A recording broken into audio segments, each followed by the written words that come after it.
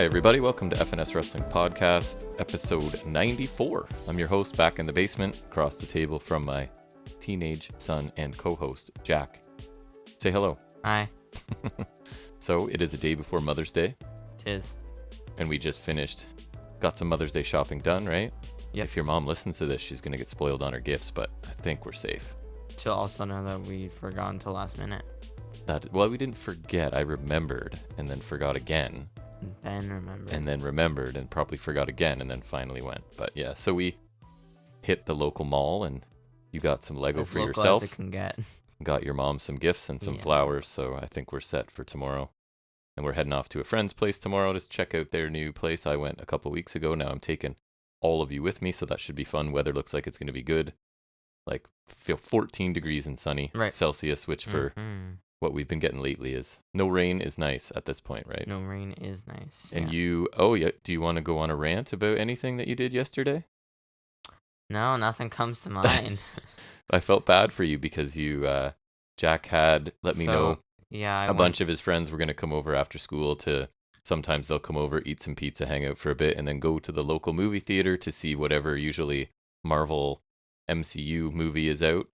So go ahead. We did that and you went to the movies and I came home from your brother's basketball practice and you were angry boy. Go ahead and explain. So we saw Doctor Strange too, Multiverse of Madness. And so the acronym is MOM, so we like to call it Doctor Strange and the Mom. Because that sounds funny. And also because you want to insult it now as well, so right? Yeah. And, we went to see it and it was just like an absolute abomination of stuff. There's your review. Abomination. I'm gonna talk about it, so if anyone hasn't seen it, then probably might want to skip ahead a few minutes. Are you gonna spoil some things, are you? In your rant? It's just easier.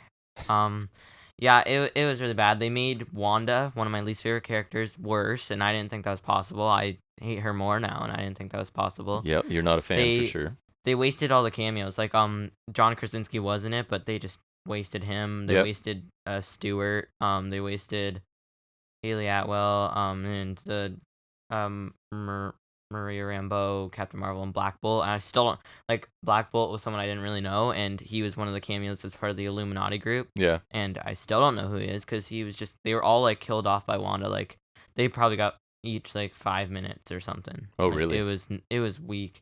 And like the runtime was like 2 hours. Yes. And like the pacing is just really bad. I don't think some of the plots were like it was a lot of magic and sorcery stuff, which I don't have like an issue with Doctor Strange, but I just think it didn't work here. And like there's this battle towards the beginning that felt like one of those traditional third act battles, but like at the beginning, right? It was really weird and just the pacing and like so much of it was just stupid. Like some of it they tried to do horror and it was just like we laughed way more than we were supposed to. Some of it was just too corny, like Sam Raimi, because Sam Raimi did these and he did the Spider-Man movies and like those are corny, but they could get away with it then. I think now I don't think they can, and it wasn't good in like the multiverse. Yeah, which it's supposed to be the whole thing. It didn't really feel like much, and they kind of wasted the Doctor Strange variant choices. Like there's Defender Strange with like a weird ponytail, and like then there's a zombie Strange and like one other Doctor Strange. It was just not good, and his love interest kind of sucked too, and like just the whole thing sucked. Yeah, when I texted Bark, my friend Bark, to say that you had seen it and hated it, he said his reply was something along the lines of Sam Raimi can do no wrong. So he's like... He just did a wrong. He thinks it's you, not...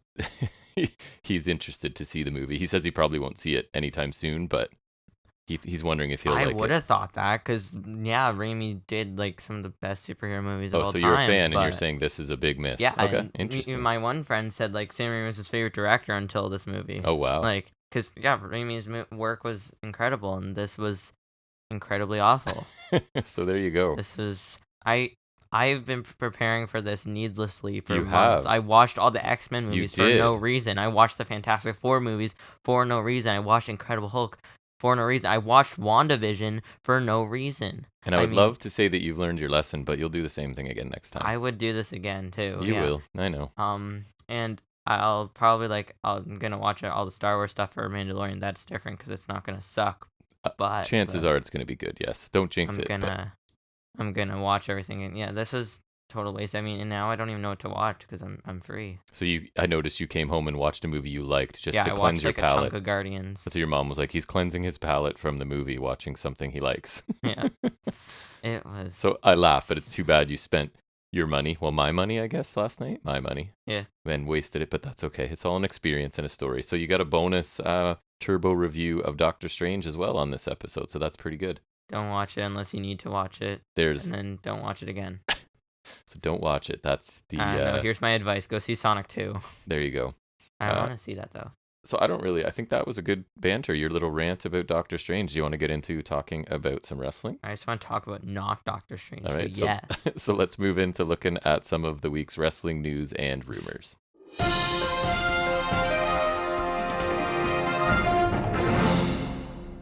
So ratings this week are a little bit more interesting than some weeks because some things changed. So Spring Breakin', I feel stupid even saying that, frankly. Why couldn't they just call it Spring Break? I guess it's like because you can't trademark that. That is, Spring Breakin' is just like answered your own question, bud. Yeah, and it's just like at least they didn't do a 2Ks. They totally could have done that again. That's very good point. They totally could have. Actually, I think I would have respected it more if there were 2Ks. Because then it would be like for Breaker in the main event. Yeah, it'd be like when Rollins was Universal Champion, they did a Stomping Grounds. Like it'd still be stupid, but it'd be at least a little bit. It wouldn't clever. It would. They missed a trick there. It would be as close as it gets to making sense. Right. So it drew 661,000 viewers, which is up 14.5% about, and earned a 0.13 in the key demographic, which is down 7.14%. So that's what I found interesting, right? More people are watching than usual, but I think the message is here they're old people, right? Which is also interesting because NXT continues to target younger audiences, but clearly... And there's stuff like that Toxic Attraction segment. They do a terrible job of it. If old people are watching that, then I guess they are. That's disturbing. Well, old men are in charge of the show, right? So I think it's funny that they are trying to appeal to the youth. They're not appealing working to themselves. Correct. So more or less. Their own demographic watches it, and the demographic they're targeting doesn't. So that was cool. Then the live edition of Dynamite this week drew 833,000 viewers, which is not a very good number, down over 9.5%, earned a 0.32 in the key demo, down much less, just 3%. And it's the lowest audience for the show in its normal time slot since May of 2021. But to be fair, they were up against NBA playoffs yet again this week, so not great numbers for them, and kind of numbers all over the place for NXT this week. What you got for us? Not a lot, but Candice LeRae has left WWE. Oh, right. I assume her contract expired. No non-complete. And you were theorizing that this is why Gargano has been up to nothing. Maybe that's what I was thinking. Maybe he was waiting until they can do something together, right, and make that announcement together, sign somewhere together. Whether it's back with WWE or not, it doesn't sound like it will be. Yeah, because I think Gargano would have gone back. Then. Right, and she could have re-signed instead of the news would be she's re-signed, not her contract. Right. Unless there's a lag in between. But I don't know, maybe she's taking time off for the kid or something. It's possible. I want Gargano to go to AEW still. Oh, maybe I was thinking he's the Joker in the tournament because that just seems interesting. Right. That would be awesome, actually. I think it's. I hope you're right. I think it's him. I don't see who else it would be, and that would be just awesome. Kind of lines up now, and then you bring in LeRae at some point. Now you're setting me up to be disappointed. Oh wait, there's a women's tournament too. There's probably a Joker in there. She can come. Boom. She can come because her contract finished. She didn't get released. So she and can be right I away. assume both tournaments will have a Joker. So then that's a spot for both of them. That makes a lot of sense. I think that's what's going to happen. I'll be disappointed if you're wrong now. I will also be disappointed if I'm wrong. Way to go. Thanks. Do you know who Freddie Prinze is? Yep. Fred from Scooby-Doo. Also, probably a guest GM of Raw in 2009 or something. Yes. So actor. He was a writer, which I just find that really weird. He is. Or he was. Yep. I just find that really weird because I don't see that happening. And he loves wrestling, so he plans on starting a new wrestling company within the next 18 months. So that's just so weird to me. Some things that he claims will happen is they're hoping for a 2-hour show, realistic storylines, and interesting to me is a unionized roster. So that means they're not independent contractors and they would get health insurance, medical benefits sort of thing, and retirement plan. So they would be part of the Screen Actors Guild, which is like the actors union sort of thing, and maybe stuntmen too, I imagine might be in that guild as well. That makes sense. Because wrestlers are kind of a combination of those two things, right? Already claiming to have a lot of interest from independent wrestlers, which I believe, because if you're going to unionize and give these wrestlers benefits, that's like getting paid more money, right? Basically, because you can now do things and not have to pay for them. So that's a big deal. Right. As you said, he is interested in being a writer, but I read the little interview and he does not want to book the show. He thinks that he's terrible as a booker, but he could write stories if they have ideas for him, sort of thing. So I don't know. I'm interested to see any sort of new wrestling program start up, right? So in the next, I'm wondering if that'll be like indie or like, it doesn't sound like he wants it to be indie, but like, no, it doesn't. But I don't know how big it could be. It depends how, like, on the investment and who's got money in it, right, and how much they have to spend, sort of thing. So, but yeah, it's something on the horizon to look forward to, I guess, and check out. Anything else?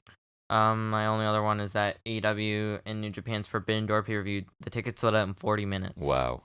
If it were in Toronto, I would go for sure.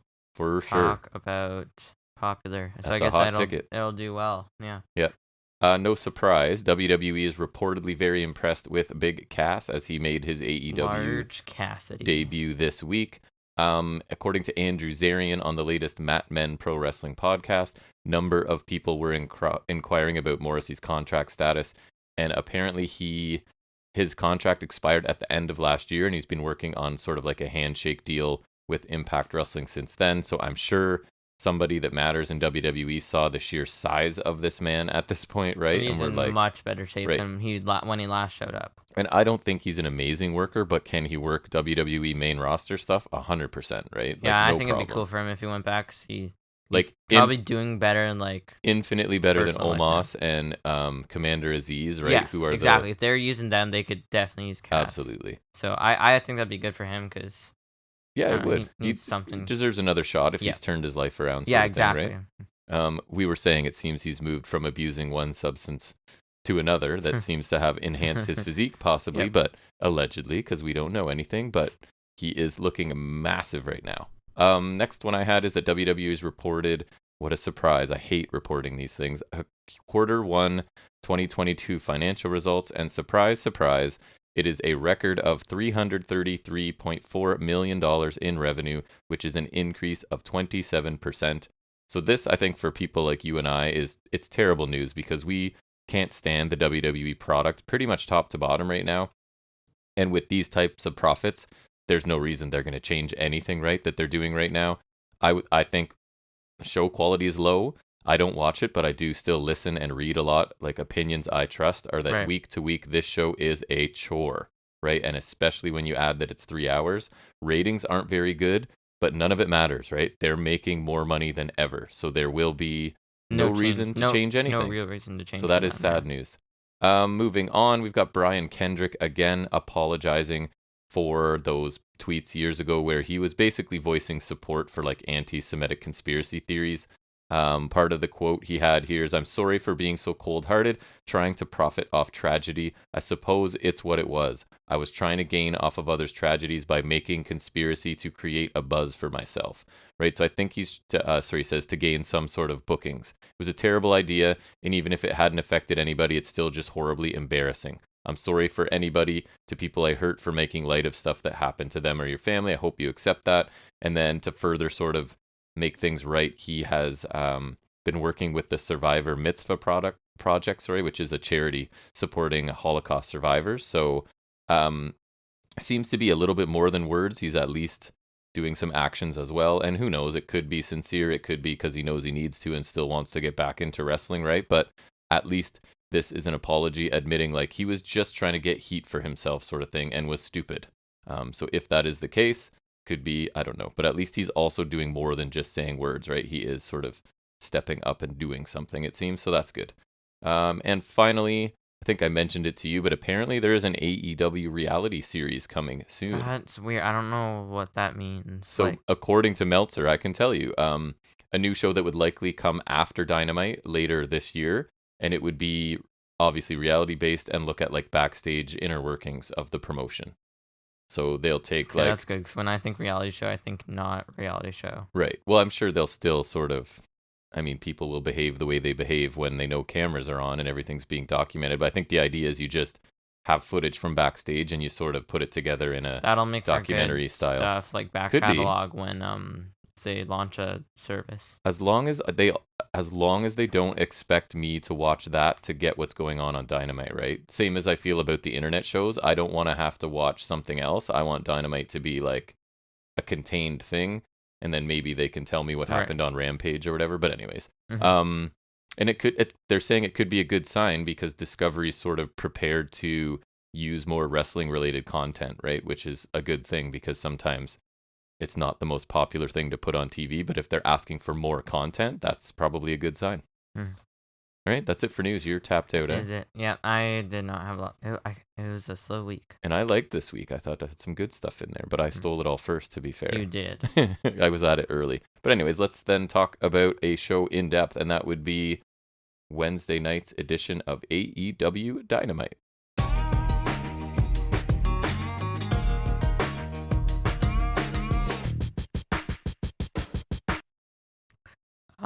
So we start with Jeff Hardy versus Bobby Fish. After seeing Adam Cole come out. Yeah. Right. He also came out. He came out to do commentary, I believe. Right. Yeah. Which again, I miss so much commentary. It's crazy when I'm taking, well, and you're taking notes more than I am. So I miss a lot of what he said. I couldn't even tell you, honestly, if like he did a good job or added anything, because I don't remember anything standing out to you. Right. Probably not, because you're busy taking notes, because you take notes on the hardest show to take notes on, for sure, because there's way more packed into this 2 hours, right, than I think pretty much anything else. But anyways, go ahead, talk about that match. And Jeff Hardy's wearing like a weird pink shirt, so that just looked kind of unnatural. And you were annoyed by the half face paint too, weren't you? I mean, it was cool, but it's weird that he thinks I want to see half of his face. He's doing the Thunder Rosa. Right, yes. Maybe it was the other half. I didn't even think about it. The other half of Thunder Rosa's face paint. Right, yeah. They just have budget for one face, so they have to split it up. And Darby Allin also has half, or like sometimes he doesn't, and sometimes he has body paints. I don't know what his budget is. So his budget is for a full face, but sometimes he gives some of that budget for the body and the face, half the face. Right, but what if it's just half face? You get so much skin area, and then you decide how you divvy it up. Distribute it. I think so. Yeah, that makes sense. Or sometimes he has like a budget for half of the face, and then the one time he did like he just covered the bottom half of his face instead. Tony Khan and his deep pockets won't go all in for face paint. No. He won't even go all out. No. Oh, I see what you did there. Yeah. A few notables. Fish took control by hitting a dragon screw, which sent Hardy into the barricade. Mediocre comeback flurry from Hardy. I like the qualifier. Mediocre. may not have been slow. Twist of Fate stunner by Hardy. Avalanche Falcon Arrow by Fish for near fall, and off the kick out, he transitioned into a heel hook until a rope break. Yeah, so that was cool. That was about the highlight, probably. And then Hardy wins with a swanton. Shocker. Yeah. The Bucks come out. There's a bit of a stare down. The Bucks check on Fish afterwards. I'm just gonna go. Go ahead. This was fine. It's not what I would want to open the show, and I'll even say there's a match later that should have opened the show. Oh, 100%. Jeff Hardy is not AEW Dynamite opener worthy in any year close to 2022. I'd say 2 decades ago, sure, but not 2022. There were times in this match where he just looked super tired, like he needed 50 rest holds or something. Yes. Which led to some parts of him on offense being way too slow. Found the general pacing of the match to be not great. Fish did the best he could here. He looked good in parts, but on the whole, did not love this. I will disagree with so many people with my following statement. I have zero interest in Young Bucks versus Hardys. If it's Prime Hardys, then of course. But as Jeff proved here, they are far from it. So you are my son for sure, because my opinion does not. And it's funny because while we were watching this, we watch pretty much everything together, right? And we at the exact same time, basically, you turned to me and were like, "Does he look so tired?" And I had just written down, right? It was slow, and Hardy looked exhausted a few minutes in, right? Yes. So same thing. I could not get into this match. I think this is your evidence that Jeff Hardy needs to stick to tag team matches, right? This was not Dynamite opener worthy, as you said. Because I don't know how much better Matt is. And some of Fish's offense looked crisp, but Hardy just isn't interesting to watch for me at this point, especially when it appears he's not in great shape at the moment. I'll give the crowd credit. They tried really hard to make this feel important, right? And they were into it, but I wasn't impressed by this. Hardy's basically like... He's doing just lesser versions of things that he's been doing for 25 years. It's right? like the greatest hits not are as deteriorating. Good. Right. And I don't like that Fish had to lose here clean. I don't like that I have to see Jeff Hardy in another singles match. That too, right? But I guess it was to be expected from just the positioning of these two people. But And again, it looks like they're dropping that first breadcrumb for the Bucks Hardys, as you said, but like you, I think it's about 10 years too late for me. Like at the very least. I didn't get any excitement out of that possibility, right? I just kind of got disgusted. Yeah, I wasn't impressed by this opener. And I mean, the only saving grace is that I guess Jeff Hardy kind of has to lose in the tournament. Does he? Yeah. He's not winning. I hope not, but why would you put that into the universe? That he has to lose. He does. He better lose to Darby Allin. I think you're right, but if he doesn't lose to Darby Allin, I'm going to be extremely mad. He's definitely not ready for a singles run, so I think you're right. He can't win this. He's too old. Well, I don't even care if he's old. If he's in shape and can go, great. But when you're doing the same, it looks like it's Jeff Hardy doing what he always did, but in mud. You know what I mean? It's not what I want to see, really. Right. But anyways. There's a William Regal promo. I didn't catch all of it, but one of the things I got was he says, if you're a pro wrestler, the scars tell a story. They separate them from the people who won't get in the ring. There was a bunch more I didn't catch, but it was pretty good. I liked it. I like the lines he had, and like it like would basically describe their gimmick, I feel like. Well, and it was images, because I don't know if you saw much, because sometimes you're typing and looking at the keyboard, but it was over top of like images of the group inflicting pain on Yuta while training him. Right, yeah. So I thought that was pretty cool. Cutting between Regal's face and then... No, I remember now. And I thought Regal sounded great as always, and I did like the sort of like they're training this guy by inflicting pain on him to show him how to do it to other people, which I think is a cool thing for this group. And as long as he starts doing it more. The overall tone of this vignette was kind of cool, I thought. Yeah, I really liked it. Me too.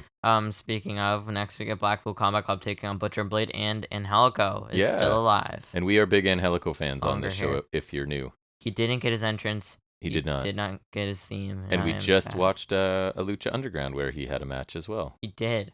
Don't tell me who he faced, because I'm going to remember. Was it... it wasn't Cage, was it Penta? No. I forget now, too. I know Penta... No, Penta faced a jobber. Because he broke the first arm. Yeah. He's just starting Pentagon Dark in Lucha. Oh, and Hulko... Son of Havoc. Oh, right, that's right. It was Son of Havoc with Ivelisse. And Ivelisse has had about enough of Son of Havoc losing. Sorry. Anyways, go ahead. Butcher attacks Mox, and everyone brawls on the outside before the match starts. So they learn from the other matches. Right, that they're going to get jumped immediately, so they took it to them, I guess. Which is a nice touch. I guess you don't want Butcher jumping on you. No. So that kind of made sense. Blade trips Yuta, and Butcher hits a running cross body. Yuta hits a German suplex to Butcher. I thought that was kind of interesting, because it's Butcher and it's Yuta. Like, Yuta's skinny. Yes. Butcher's not skinny. Butcher. Skinnier than he used to be, for sure. Yeah, but he's like a big muscly dude. He's a hoss. And that's before tagging it to Mox for a hot tag flurry. Mox had a cutter to Blade, which I think is kind of funny, because Blade's cut things. Nice. Nice. And then he bites Butcher, attempting to interfere. Then the finish comes with the stereo rapid strikes again from Blackpool Combat Club, and Danielson taps out Angelico with the triangle, as he tends to do. He does tend to do. I thought this was a fun trios match, and I mean, selfishly, I like Angelico, so I was happy to see him back in action, because Jack Evans' contract is done, right? I was going to say released, but AEW doesn't seem to do that. They just let their contracts run out, which is nice. Selfishly, I would kind of love to see Angelico Danielson in a singles match after getting a little bit of taste of them together, because Angelico's like super submission guy too, so I think he and Danielson could have like a cool counter technical match. And lots of use of the word trios in this match, right? And I think we didn't put it in the news and rumors this week, but apparently the trios belts already exist, right? They have been made, and they are rapidly approaching. So I think you have a lot of good teams to take it. Like I would like any of like Undisputed Elite, Blackpool Combat Club, House of Black, Death Triangle. Tons. Not Gun Club, anyone else but Gun Club. And I mean, you don't love it, but if he doesn't turn in time, you would have Jurassic Express and Christian. Like, there's all kinds. That's not terrible, yeah, but I don't. And you could go any three of Dark Order. Like, there's right. I would million. Like Grayson Uno and Silver. Sorry to leave Reynolds out, but yeah. And like I think they did want to wait for Omega, but yes, that's the rumor. I don't think they should, unless Omega's close to come. I don't know what his timeline is. If they want to do an Omega thing, then you have the Undisputed Elite win it, and by Undisputed Elite I mean Undisputed Era, and then you further the storyline of the infighting, right? Because now I would like Undisputed Era have that, and then when Omega comes back, then you have the feud. You could do Face Elite again, like they were before the whole Omega. Although I don't like the Bucks as baby faces. I don't love it, but I think the time has come to kind of go back. Yeah. And then you, or like, I don't know, just at least for the feud, right? Then you have them feud Undisputed Era. Then maybe they're the second champs. And then like that's as close as you can get to having Omega as the first champion. If they wanted the Elite to have the belts, right? Or maybe they just wanted them in the division. But I think then you could further that feud and kind of have the payoff with the trios titles. Yeah, in a company that's faction heavy, right? There's tons of combinations that'll work. If TH2 still existed even in AFO, then I'd say Andrade and TH2. And even 3 like of Jazz, right? You could all kinds of I know I don't want it either, but yeah, the trios division's coming. I look forward to it. Yeah, for sure. Next, or wait. I like this. I forgot. Yeah. It was another solid enhancement, which I thought was pretty fun. I really enjoyed seeing Angelico for a bit. I miss TH2 though. Sad you didn't get his theme, his funny little dance. No, you did not. But he got a bit of time to shine, which is nice. Sold the crap out of Danielson stomps at the end. I noticed he took a beating there. Yep. Sucks he had to take the fall, but at least he made it to TV for once. Exactly. I think Black Hole Comic Club looked good. Yuta got some good stuff in, like the German Steelbacks to Butcher is cool because he did it to Butcher. Like, I think that's kind of interesting. And his ring gear was really cool again. I thought his tights looked really cool. Like, he looked good. His ring gear was nice again. Next, we got a Team Taz interview. Stark says they ain't scared. Jungle Boy interrupts to make the most pointless challenge of all time. And said he thought it over and says it sounds like fun, but then he thought about it more. And before they get tagged, tell Stark he wants a shot at the FTW title. Stark prestigious says FTW title. How dare you? I forgot to say How that. dare you? The incredibly prestigious FTW title. And Stark says he accepts the challenge and he is the FTW champ for a reason. And next week he was showing what a real man is all about. I thought it was a solid promo from Starks. I think Jungle Boy sounds solid here, which is good for him. He does. He's consistently pretty good now. Yeah. Yeah. I don't really get why you'd want to shot the FTW title, but I guess the justification could be like if Team Taz is gonna get the title shot when like they don't need to because they're not ranked number 1. I agree. He might as well get anything out of it, and I think that's kind of where that title comes in, whether it's really worth much or not. I feel like that's just Jungle Boy getting anything out of it, exactly, like, for his benefit. I agree. And B, I guess that kind of like that'll kind of do damage to his ego, I guess. Starks, I mean, so that I guess there's that. And writing wise, it allows them to drag this out a little bit longer with something with some stakes to it, right? Before you get the main payoff. Maybe this is the Double or Nothing match. Like I feel like that's kind of lame for. I do too. Could be like pre-show or something. That would be sad. Or buried somewhere in the middle. I don't know. Yeah. I like the interaction too. I actually think that this is elevating Hobbs and Starks a little bit for me. Like I feel like they're a little bit more important than I have in the past. So, and yeah, like you're saying, I think exactly what you said. The FTW title match makes sense as like you're kind of jumping the line, right? So it should cost you a little something, and right? Which I mean, obviously it's not much, but it's something, right? Like, and I think the match will probably be pretty good. No, I think Starks Jungle Boy is interesting for sure. Me too. And kind of related, then Keith Lee and Swerve get an interview. Swerve basically says they have unfinished business, and Lee says they use Taz to win. They will swerve in their glory, which I think just that doesn't work. Forced, man. Yeah, it felt really forced. Yeah, I don't know. I'm ready for whatever Keith Lee and Swerve are doing to get moving. Right at this point, I'm hoping like I thought they were good enough here, but like okay, it's the same thing all the time. It feels very repetitive, and let's get them doing something. You go like Starks, Jungle Boy next week, then you go like Rampage tag title match. You have Lee and Swerve get involved somehow, and then you jet the number 1 contenders to a title program. Then you like have some sort of cool stipulation for these two versus Team Taz at the pay-per-view. Then you got 2 matches for Double or Nothing. That makes sense. Because I don't think, like as it is elevating Team Taz, I don't think they are pay-per-view title challengers probably at the moment. No. But I'd think like if you slap some cool stipulation on a tag match, which they are good at, you can put that on Double or Nothing, and then you have something else for the title match because I think it should be something else. Yeah, I would agree. That makes sense to me. I thought it was fine. Not much here. It really makes it seem like Team Taz is going to win the titles, though, right? Like, oh yeah. If you're setting up this. Yeah, you're right, and I mean, like I said, I like Jurassic Express, but the run hasn't been. Yeah. I don't think they've elevated the titles at all. Any team could take. Oh, what if Team Taz wins the titles and then that's the title match is them versus Lee and Swerve? Yeah, that seems less likely. I don't know. I like my first idea better. Me too. Next we go Wardlow versus MJF's choice. And of course, Wardlow's in handcuffs, being led by security and all that. Also, the plain singlet again. I mean, you can see the kind of shiny graphics, but it's in all black. So, right. So furthers my theory. Like he's a young boy again. You don't wear anything other than black tights. Mm-hmm. Yep. MJF cuts a promo, reveals the opponent to be W. Morrissey, FK Large Cassidy. Which they pretty much revealed last week. But again, it's nice to have a company that doesn't tell you something's going to happen and then just not do it, right? So so really cool to see him. I kind of like this theme, actually. It is the one from Impact. Yeah, I thought it was pretty good. I thought it was pretty funny.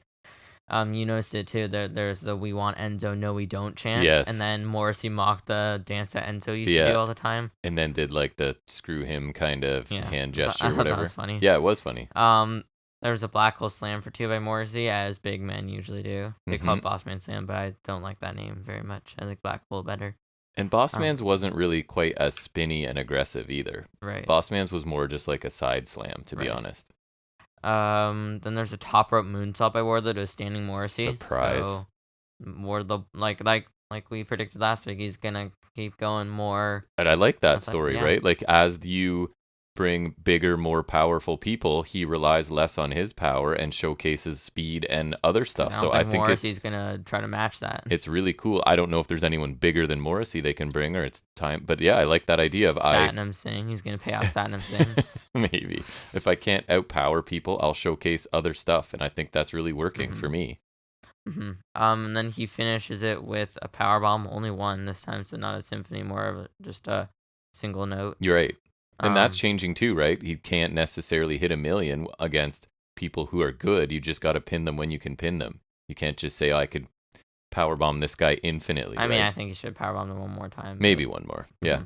Then Wardlow beats up security in the ring. MJF and 1 million Spears come out. Yeah, and then he just sends 1 million more, and Wardlow's just murdering all of them. Yeah. It's just kind of funny. Wardlow says he won't stop until he gets his hands on MJF and he is released from his contract. If it was WWE, they'd just release him. Yeah, exactly. You don't have to finish your contract, just get released. Yeah, I mean, Wardlow sells a little bit more each week, right? As MJF ups the competition, makes sense. MJF tells the crowd to settle down and clarifies what Wardlow wants, asks how Wardlow feels if they had a match. If Wardlow wins, he'll release him. He asks the crowd if they want it, and actually does agree to that, but he has a couple of conditions, as he typically does. Of course. He says he'll give them the conditions in a contract signing. Ooh. And it will happen in Long Island, their location for next week, and also his hometown.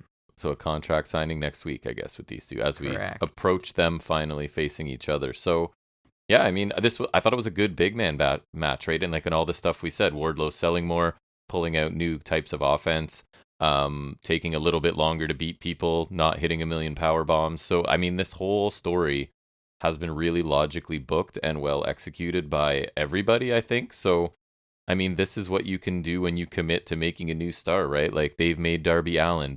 I think they've made Yuta at this point is pretty hot. Yeah, for sure. They're making Wardlow now. So this is something WWE is incapable or unwilling to do, which is take young people and make them a star. And AEW is doing that. And that it just keeps creating fresh matchups and stuff, right? You watch main roster and you just feel like you've seen everything. I'd argue they also made Hangman. He wasn't a big guy before this. They elevated him for sure. He was already a star and they made him a superstar. So yeah, this is something this company does and that WWE does not. So I thought this was totally fine. And I think it's interesting because they're making MJF too, and he's kind of they're also using him to make Wardlow, which I think is interesting and also kind of a credit to MJF because he's still being made, but he's still able to be used to make someone else as well. Yeah, just like heels, I think, are lining up wanting to face Darby Allin. I think if you're a babyface, your dream is to get put in a feud with MJF because the heat the guy generates is undeniable, right? He elevates everybody. For sure. Yep.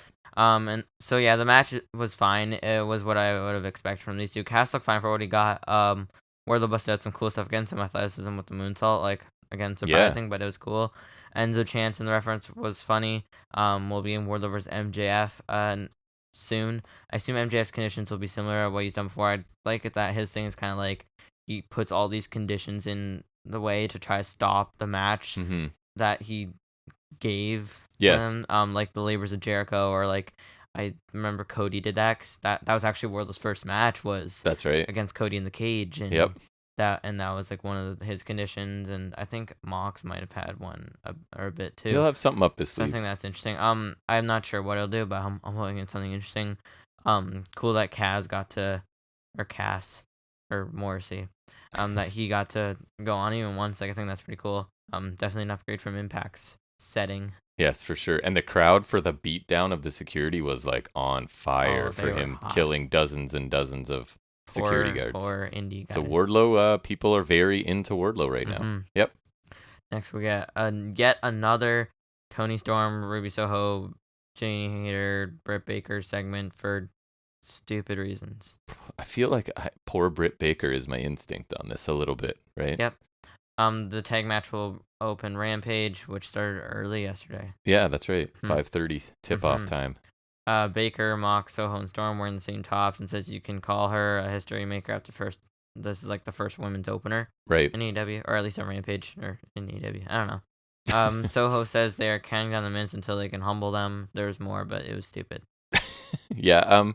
The highlight was Britt saying they forgot to wear their matching leather crop tops. That made me laugh. But like, I find Ruby Soho is overacting. She's trying to do a bit too much. I don't know if that's like the WWE school of acting or not, but I don't really like it. You can take them out of WWE, but you can't take the WWE out of them. Exactly. And I asked you in the moment, like, doesn't it seem like Tony Storm is just disinterested in this? I wouldn't blame her, but also she's the reason I'm disinterested. Like, she's just standing there, and I don't. Like, she's not really. Facial expressions are minimal. Like, she's just kind of there. Maybe I don't she's know. just really bad, and I'm right. And I don't like Britt Baker, who is fantastic, is not able to save these repetitive segments at this point, right? This sucks.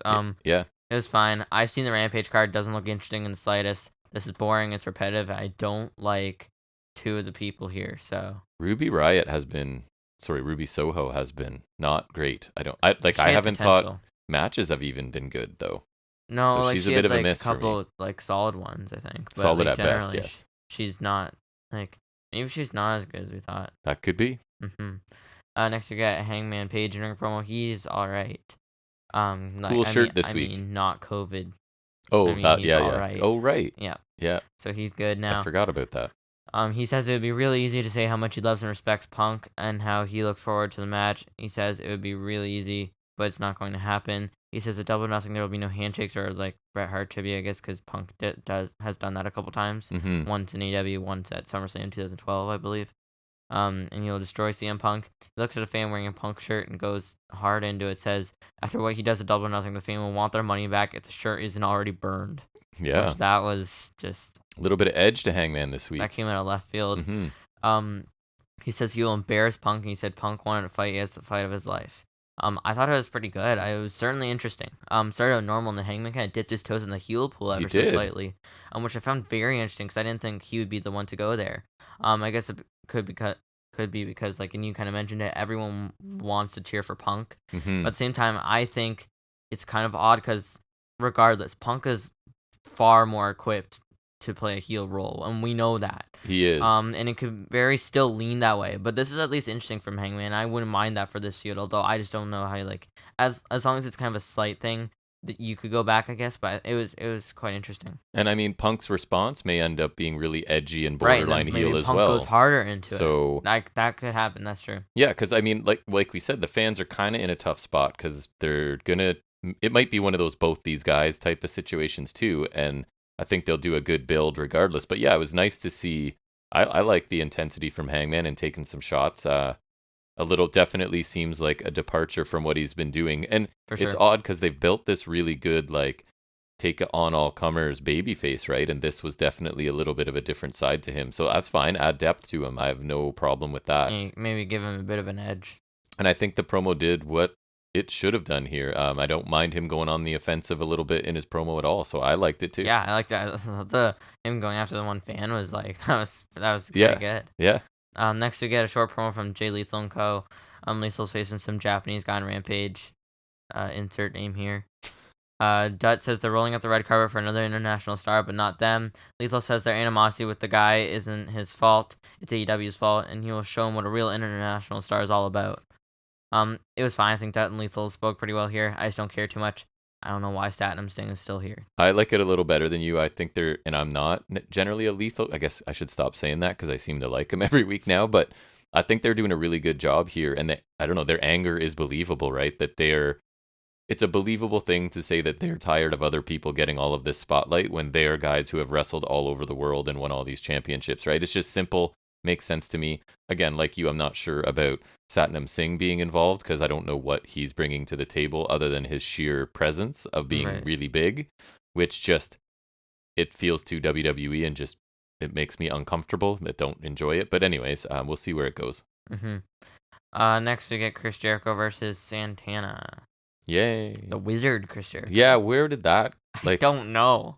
That felt, and it doesn't seem to make sense, but it doesn't. We're going to get a bunch of it, sports entertainment, even? Like, or is it just stupid? Is there a difference? We're going to get more of it, I feel like. There's no way this is a one-off. So maybe it changes next time. Oh, he should be the Warlock next time. So don't you think, as we head into the beginning of this match, that if they're, again, I'm always looking for ways for them to lean into this sports entertainment, Judas hits, record scratch, generic rock song replaces, as WWE would do.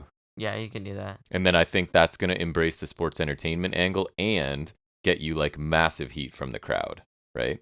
Right. Because it's like, we're not going to pay for an actual song, so we made you like, even if it's like some generic, if Jericho allows them to make like a generic ripoff of Judas that is just like much, much worse. Oh, that'd be funny. And right, so you rob the crowd of doing that, and they're going to be mad for your heels, and you're doing the sports entertainment thing. That would be so funny. They should do that. Oh man, if they do that next week, they definitely. And one thing I noticed that was sports entertainment. Did you see what Garcia was wearing on his head this week? The hat. The Triple H backwards leather hat from like whatever, probably early 2000s. Yeah. That made me laugh a little bit. But yeah, sorry, go ahead. Jericho hit a springboard dropkick, knocks Santana off the apron, and lands on the steel steps that had been moved to beside the ring.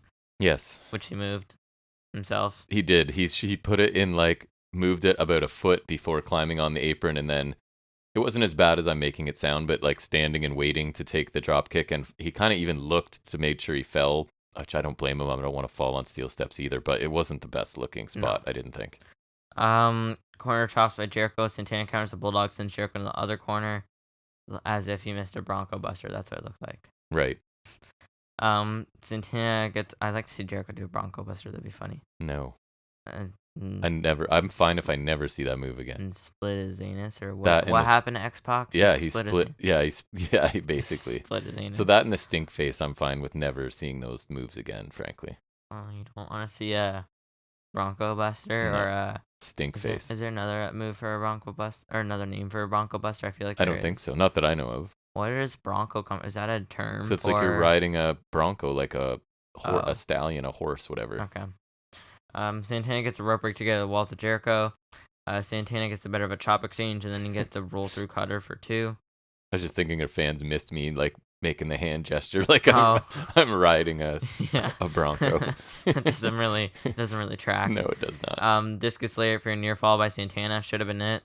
But Ortiz takes out interfering Menard. I feel like that's just weird to say. Matt Menard. And Jericho uses distraction hit Santana with a low blow to the balls and a juice effect for the win. Directly to the balls. Yeah. After the match, they beat down Powerful because, of course. So things I liked, Santana got a lot of offense.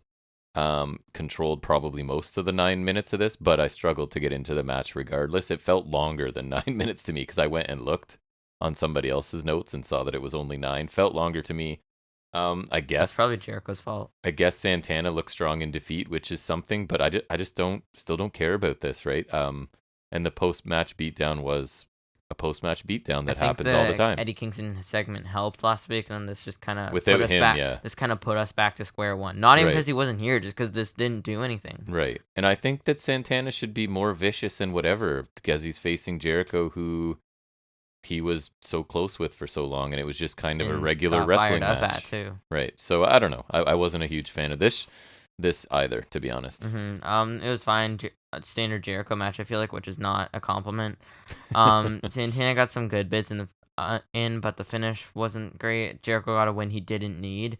Would have been nice if Santana got some spotlight for a change, and I agree he should have been just like angry here. Right. He should have been like on fire here. I just want this feud to be done. I want Jazz and Jericho gone. This doesn't do anything for me. No, it's every week, right? It's taken up time that I would rather be somewhere else. Next we have super quick Samoa Joe promo. He just asks if Lethal's a brave man and says on Rampage he's coming for Lethal.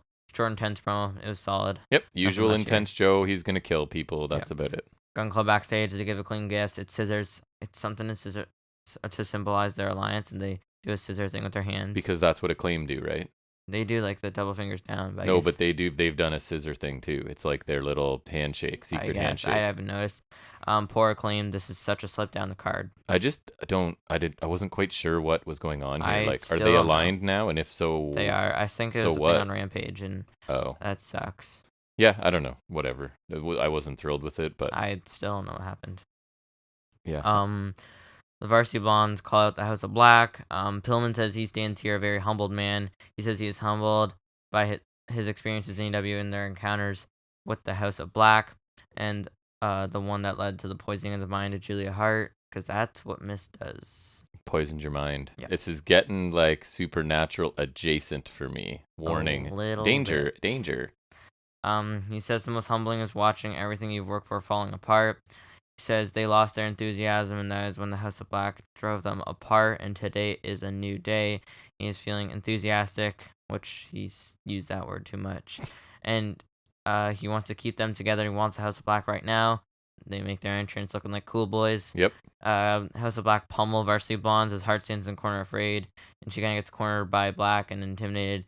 Murphy takes her to the middle ring. King hands her a chair. They want her to hit Garrison. She hesitates. Black throws down the chair and intimidates her until Death Triangle chases them off. Doesn't he pull her eye patch off? Yes. And she's like covering her face? Because I think the idea is like if he can, this is just me guessing, if he can like look into that eye, then he's going to be like controlling her. She'll do whatever. And that's why she was uncovering it up when he pulled the patch off. I don't know. Or she's just really ugly and like, or it made the wound is ugly now that she's ugly. I mean, she could be ugly. Could be. But like it's ugly and she doesn't want to. Yeah. Yeah, I don't know, man. Like I really want the House of Black Death Triangle match. I think it'll be awesome. And like even though early on, and I have to be honest, I was half joking that I've been saying that Hart's joining House of Black since the beginning, right? Which I started out as just trying to be kind of funny, and then it became true. But I'm just not really keen on the rest of this, like the story and the lots of cryptic talking and stuff. It's just kind of wearing me out, and I just want to get to the match because it's going to be awesome, right? So yeah, I don't really know what this was or why this was. It wasn't. It felt like they were. It felt like filling time a bit. Yeah, I don't know. I thought the promo from Pillman was solid. Weird to say. He feels really enthusiastic. That just seems off. Yeah. House of Black beat down solid. Stuff with Julia Hart just kind of dragged up for nothing to happen. It was fine. I want some matches this soon. That triangle in House of Black should be great. Need Phoenix versus Murphy. That does mean Phoenix has to lose in the tournament, but that's Probably. Okay. He is facing Kyle O'Reilly, so that is pretty cool. That should be good. Yeah. I'm just thought, what if the final is Couldn't cool? you just spoil the next match? What if the? How dare you? I'm just kidding. I actually assume most people watch Dynamite, but not the other stuff we talk about. What if the final is Cole O'Reilly? Could be. Or because wait. And the Bucks help Cole, and then we go from there. Wait, no, because no. Right, the trios titles get introduced, or maybe they don't. But to start, or at least like you don't have to do it with the trios titles, but you could start like the whole dissension, the Undisputed Elite, with like maybe stuff happens along the way, like an O'Reilly loses, and maybe like there's some accidental interference with the Bucks, right? Mm-hmm. And he loses. The final should be Cole Gargano. Let's be honest. That'd be awesome. That's what it should be, and then that also means we get Gargano versus Joe if he's the Joker, because the bracket shows Samoa Joe facing the Joker, which I think is interesting because if the Joker is someone new, I don't think Joe's winning that, and I think that's kind of an odd choice because you think that you'd want like a win for him, at least like as much as you can give him in the tournament. Yeah, but hurt your Gargano theory then. I don't know. No, I think Gargano could kick his ass. Maybe it'd be a cool match for sure. It would for sure. That would be like kind of an NXT. It would dream match. Yes. Mm-hmm. Different eras. Next we get very different. Era. Yeah. Well, actually, they were briefly the same era. That's true. Till injury-prone Joe. I was just saying different era from 2.0 was my. From current. Oh, okay. Yeah, the current offering. That's true. Jade Cargill promo with the baddies. Sterling says they have kept the celebration going since Pittsburgh, and they had a trios victory on Rampage. Cool. Velvet qualified for the tournament. She will win the whole thing. She says, nope. Cargill says they will have 2 champions in the baddies. Hogan says they'll keep celebrating because that's what baddies do, period, which seems to be the catchphrase. I guess. I thought it was fine, and I thought a funny hypothetical is, what if they did have 2 champions, but like with that, she's implying that Velvet would hold the world title and she would hold the TBS title. Like that's just kind of funny to me. True. She'd be the lesser champion. Right. Yeah. Even though she's undefeated. Right. That's Red Velvet is funny to me. Enhancement talent. Basically. She's named after fabric. Yeah. No. Red Velvet's a cake. Yeah, but isn't it also? Well, yes, Velvet's a fabric. Yes. Yeah. You're right. I like this group. I think they're kind of cool, and you let Sterling and Jade basically do all of the talking, right? And you bring the other 2 along slowly. I told you my dream is Bivens comes over and is kind of a combination of MVP and Heyman, where it's kind of like we're doing the Hurt Business female version, and that Jade has clearly hired Bivens, so she's in charge, but then Bivens can manage, like help the other 2 and talk for them sort of thing. But even as it is now with Sterling does a good job, Jade does a good job, and the other 2 are just kind of there for now, and we'll see where it goes. Mm-hmm. But I liked it. Yeah, I still find the alliance weird just because it just came out of the blue, and I just like, it feels so WWE just to bring it in and be like, now Jade and Velvet are friends. I think there was some development on social media that I am not aware of. But I think that's maybe where I was less aware of it because I didn't even. I could be wrong, but I think I remember seeing that somewhere. Oh, then I was. I didn't see nothing. Me either, but could be that. Next we get Rey Fenix wearing all white versus Dante Martin. Highlight of the show. Highlight of the show. Indeed. Mm-hmm. There's a springboard heel kick in the corner by Fenix, typical. Followed by a back flipping Russian leg sweep from the second rope. Ridiculous. For 2. Think of it as like he's doing Spanish Fly, except Martin lands on his face instead of his back. I don't think I've seen it before. It's pretty cool. Yep. I feel like you might have done that before. Maybe. There's a decent chance because it's Fenix. True. There's diving cross by Martin for 2. Cutter from a powerbomb position by Fenix. Cool. Phoenix with a nice sell from a super kick. By really Martin. Nice. That was nice. Yeah. Just crumpled. Yep. Phoenix goes for the back flip. That move from the top rope again, but they both land on their feet, and Martin like spikes him with the poison rod. That's like ridiculous. That, like, gnarly. Like I don't know what simultaneous 2 people could pull that off, right? Like maybe there's a few, but not. That's something. And it was like pretty synced too. It was great. Yeah. There's not many people doing that. Phoenix countered the nosedive and hits that driver he does for the win. It's like he kind of like quick knees him in the head, and then it's kind of like a Rikishi driver, except this time he kind of like laid him out more. Like he did. It wasn't as vertical. It was more on the neck. Yeah. So that was cool. It was still cool though. It was. This match, it made the list, man. I opened up the old matches I really liked from 2022 and put this one on there. That's why you edited it recently. I saw. Because I thought it was fantastic, right? Like they got 10 minutes and it was just packed. Really fast action, high flying, like innovative stuff that I don't know if I've seen before. The crowd was like super into it. I don't know how you couldn't be. Obviously nice to see Phoenix coming back after a disgusting looking injury and looking so good. And I mean, it's back to Dante, right, in his singles career because Big Brother is injured again. And Dante just keeps putting on really good matches against really experienced talent. And he's in that spot kind of where some people are in AEW where they don't really win very often. And I don't care. Like, it doesn't matter to me that I still want to watch them wrestle. You know what I mean? And that's a really cool thing to have. I thought this was excellent, both guys. And just, I don't know what more you could ask for in a 10-minute TV match, to be honest. So that's kind of why I made the list. Best thing on this show, I would say. Yeah, that is fair. This was just plain simple, a fun match. I think it was pretty great. Talk about making the most of your time, right? Absolutely. And easily the most memorable thing from the show, and far from the longest, I think. Like, there's definitely other longer ones, right? Yep. I mean, you should expect something along these lines from from these two. Some of the spots and sequences were just really cool. Or like some of the selling was just on point. They were just on point here. I think the finish is well done. This would make for a good opener. This should have been the opener for sure. Would have been like a all-time opener for them, and it was Jeff Hardy. Yeah, and they can go back to this match sometime. I'm totally fine with that. That'd be really cool for sure. Yep. Next, there's a Darby Allin promo with that old goth guy. Mm-hmm. He's gonna face Jeff Hardy in the first round of the tournament. Darby says we know what to expect and it'll be a special night. Sting says he knows they'll both pull out all the stops and it'll be a special night. My one note, nothing really. This is fine. I will lose my crap if Jeff wins. Yeah, that is all I wrote. I don't think so. Thunder Rosa promo. She says everyone has a story to tell and she'll tell hers. I just kind of summarized it. She just said like it was full of bad guys and good guys, ups and downs, and she stands here as the champion. She said she came here wanting to elevate women's wrestling. She became who she is today through hard work. It's like one of those generic motivational speakers. Like you put in the work, good things will come. And now I'm the backbone of this division. And she says she wants to face the best, the most experienced, which I thought was an interesting choice of words. Like facing the best, sure, but the most experienced, then that's kind of narrowing it down, isn't it? And she tells the story. I didn't get the specifics because I didn't care. And she says she wants to call it the number one contender, which is Serena Deeb. It was something about she's always looked up to Deeb, and that was one of the reasons she came to Dynamite, I think. Which I thought was weird because I don't remember that being... Feel a bit retconned, maybe. Yeah. But that's fine. Wait a minute. Doesn't bother me. Deeb took the NWA title from her. That is true. Ha! Nice.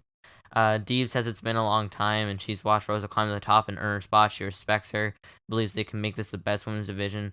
But for that to happen, the best women's wrestler has to be champion, because it almost went babyface, and then she went back to that. I was just like, thank goodness. Okay, good. I'm liking her as a heel now.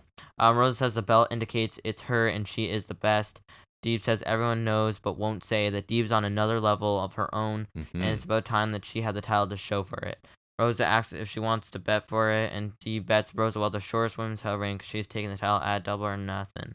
Like, I don't get what the bet part was, because it's already for the belt, right? I guess. But I thought Rosa started out a little bit shaky, but then she got kind of her feet under her, and it was fine. And I like, this is what I kind of like, simple, logical storytelling, right? Rosa apparently looks up to Deeb, we learn here. Deeb respects Rosa, but they both think that they're the best. They both think they should be the champion, and that's basically it, right? And that works for me totally fine.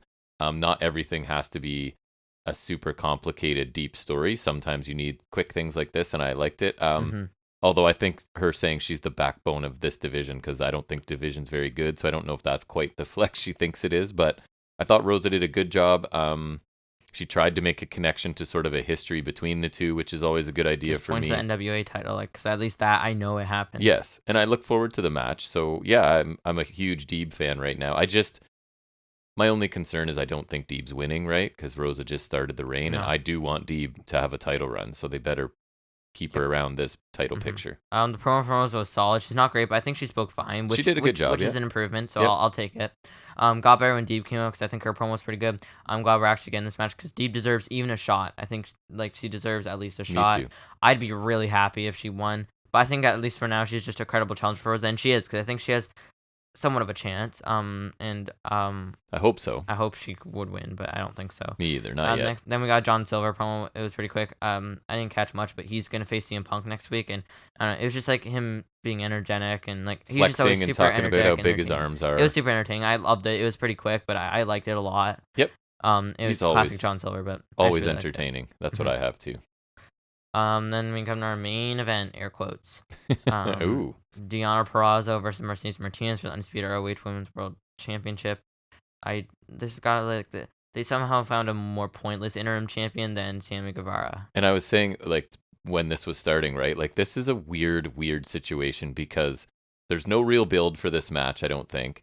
And I think there should have been. And then you have, like, let's try and get this straight. 2 women fighting for the ROH Championship.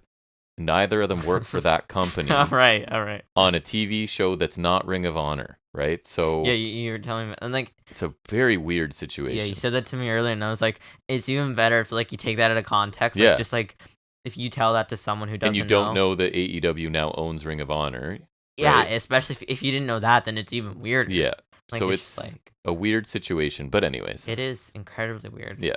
I don't even I know Martinez came in for a bit. Like, I don't know how if she's signed. I assume she is. I think right because she came in. Oh right, no, I think she is. No, she came in as Baker's heavy for 5 minutes and then. No, she was. Yeah, I don't know. She was Baker's heavy, and then she was against them, and then. Right. Yeah.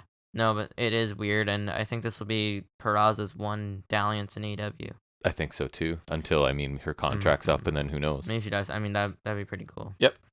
I didn't catch much here. I'll be honest. There was a side of suplex from Martinez. I caught high boot in the corner, followed by corner basement dropkick by Martinez for 2. And that was alright. Fisherman buster by Martinez, and then already I caught the finish was surfboard stretch, and then she transitioned it into a dragon sleeper by Martinez for the win. Like really bending Peraza back there. Yeah, there was that. I saw the one. There was like a cool arm snap by Deanna with using her feet. I thought looked pretty good. The crowd was pretty silent for this one, right? Considering how crazy they were for Wardlow, how crazy they were for Phoenix and Dante Martin. Like this crowd, they were trying at times, but they really weren't very into this. And I was really happy to see women in the main event of Dynamite. But this one under-delivered for me. The weird situation I mentioned with the lack of build and everything else, and a relatively disengaged crowd, I thought.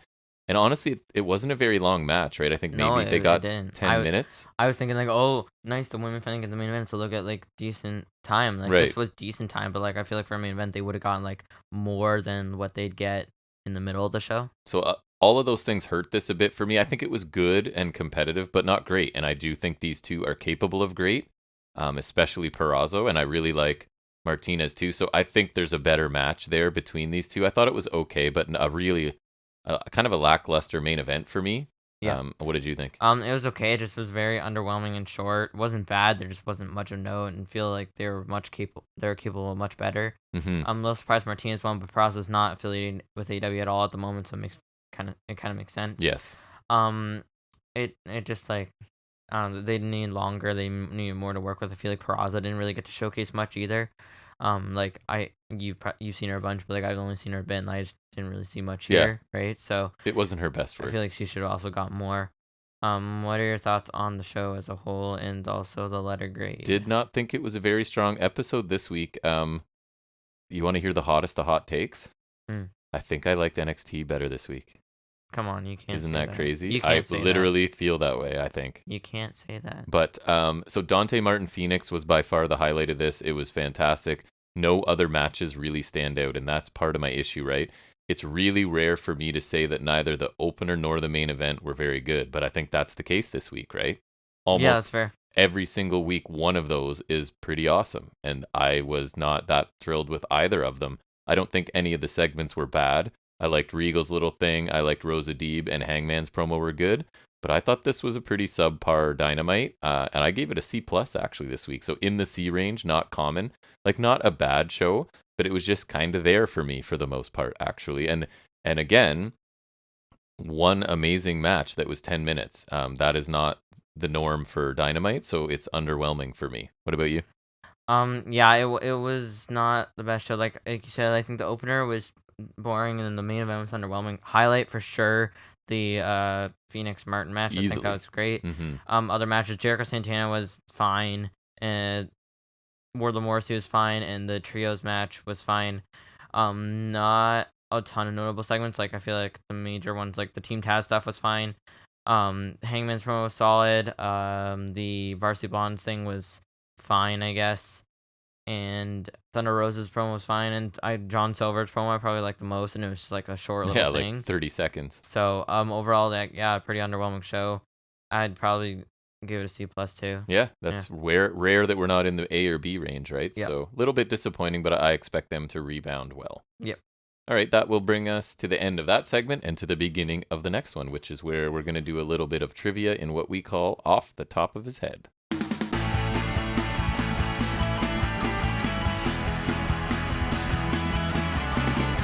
All right, so this week I did a little bit more prep work than last week to ensure that these trivia questions actually have answers this week. Do your job. The book let me down last week. It did. So we're going to look at the first half. We're going to go 15 questions about the WWE Hall of Fame, which is clearly one of our favorite things. Remember I told you I was talking... extreme honor. The highest honor. I was talking to somebody who I know casually who watches wrestling, because nobody else in my life other than you watches wrestling. And it was like... He's like, did you watch the Hall of Fame on Mania weekend? I was like, no. Is it Chaffee? I've never watched it. No. And it was Marco Sr. at basketball. And he was like, oh, the Hall of Fame's like my favorite thing of the year. And I was like, you and I are very different wrestling fans because you couldn't paint. Anyways, it's not anything that interests me. So I figured you might not do that great because we don't watch it. So, but we'll see. Who was the first ever Hall of Fame inductee? Andre the Giant. Correct.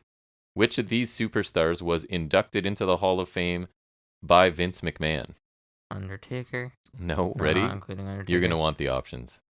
James Dudley, who I've literally never heard of, Gorilla Monsoon, Chief J. Strongbow, or Arnold Skolland? Skolland. It is James Dudley. I don't even know who that is. My first guess was gonna be Gorilla Monsoon. Yeah, because that's the only name. Well, I know Chief J. Strongbow too, I guess, but I wouldn't think. I've heard Skolland before. I don't know why. True or false? Ric Flair and Shawn Michaels are the only two superstars with double Hall of Fame inductions. So I guess. I know that's false, but it depends on when this was made. So I'm going with false because I know that's not true. It is true at the time of this. So go ahead and tell us why it's false, because this is impressive of your knowledge too. I'm pretty sure Booker T is now because Harlem Heat, yeah. So he's in as Harlem Heat and Booker T. Flair's in as Evolution. Horsemen. Oh, Horseman and Ric Flair. No, because Evolution isn't. Otherwise, Orton. And then Michaels is DX and himself? Yes. So I know Booker T is also, and then. So there you go. Even though you got it wrong, it's still impressive that you know you're actually righter than the trivia. Mm-hmm. That's happened a few times in these 94 episodes. One of these four superstars was not included while still being, inducted. Reading is fundamental. Inducted while still being an active member. Okay, so one of them wasn't inducted as an active member. Jeff Jarrett, Shawn Michaels, Triple H, or Kurt Angle. Wasn't inducted while an active member. Right. Like while wrestling? Yeah. So, yeah, I think that's what it's saying, right? Is one of these four superstars was not inducted while still being an active member of WWE. Angle. Jarrett, Triple H, etc., etc. It is, in fact, Shawn Michaels. I didn't know that either. These are hard. True or false? There have been fewer than 40 posthumous. Do you know what that means? Inducted after they're dead. WWE Hall of Fame. Fewer than 40. That seems like I won't influence you. True. False, actually. I was going to say false. I was going to say that sounds like a lot, but. Which of these groups has received Hall of Fame inductions? Horseman, New Day, Usos, Shield. Is that a real question? It goes from so hard to so easy. Like, Usos, New Day, and Shield are the other options? Yes. Really? So who are you taking? I'm just laughably bad. Yeah. It's Four Horsemen. Yeah, we were just talking about it too. We were. The Shield's they're all wrestling, and the Usos are not even a faction. I'm starting to not love this book that much. The more it's kind of getting fun to go through it for different reasons now because it's all over the place. Laughably bad. True or false? There have been at least 10 celebrity Hall of Fame inductions. True. Yeah, that's true. It definitely feels like it. Donald Trump. Yeah. Which of these superstars inducted Ric Flair into the Hall of Fame? Or do you know off the top of your head? I want to say Triple H. You are correct. You, in fact, do. Hulk Hogan's Hall of Fame induction was done by which of these popular actors? Or do you know? Go. Stallone, Schwarzenegger, De Niro, Pesci. Schwarzenegger. Nope. The first one. Correct. Sylvester Stallone. Rocky. True or false? Stone Cold Austin is a WWE Hall of Fame inductee. Does it actually say Stone Cold Austin? Stone Cold Stone Cold Steve Austin is a Hall of Fame inductee. Yeah. Yes. I think he's like 09. Yes. True or false? There have been over 110 wrestlers inducted into the Hall of Fame. True. True is correct. How many Warrior Award recipients have there been? 7. Do you know that? No. Because I think this won't be up to date, right? So you could be right, because it's saying 5. Can you name them all? No, of course not. Titus O'Neil is one of them. Right. True or false? There have been up to 15 groups inducted into the Hall of Fame. I don't think there's that many. I'll go false. It is true. Damn it. Which of these WWE legends did Cody and Dusty Rhodes induct into the WWE Hall of Fame? Is that a real question? Yeah. There's no way that's a real question. It's Dusty, no? It is a real question, and the answer is Dusty Rhodes. Wait, are you saying it's not Bret the Hitman Hart, nor Vince McMahon, nor Batista? Come on, Batista. Of course, Cody and right, because Cody was in Legacy when Batista feuded with Orton, right? Exactly. So, okay, yeah. Last one for this week. It's such a bad question. In what year did Ted DiBiase get inducted into the Hall of Fame? Just so random. I don't know. 2004? 10, 11, 12, 13. 2010. You are correct. What? You do know. Yeah, this book, man. I don't know. I was hoping it was good because it saves me making I think generally it is, but then there's just hit a rough some questions where you're just like, what the hell just happened? Yeah. Well, that's Four Horsemen one, man. Gonna wrap up that trivia section. We'll revisit it next week, and we'll transition. We're not going to talk about NXT UK this week. We're going to move NXT 2.0 into that spot. So we'll talk about this week's episode of NXT 2.0, Spring Breakin'.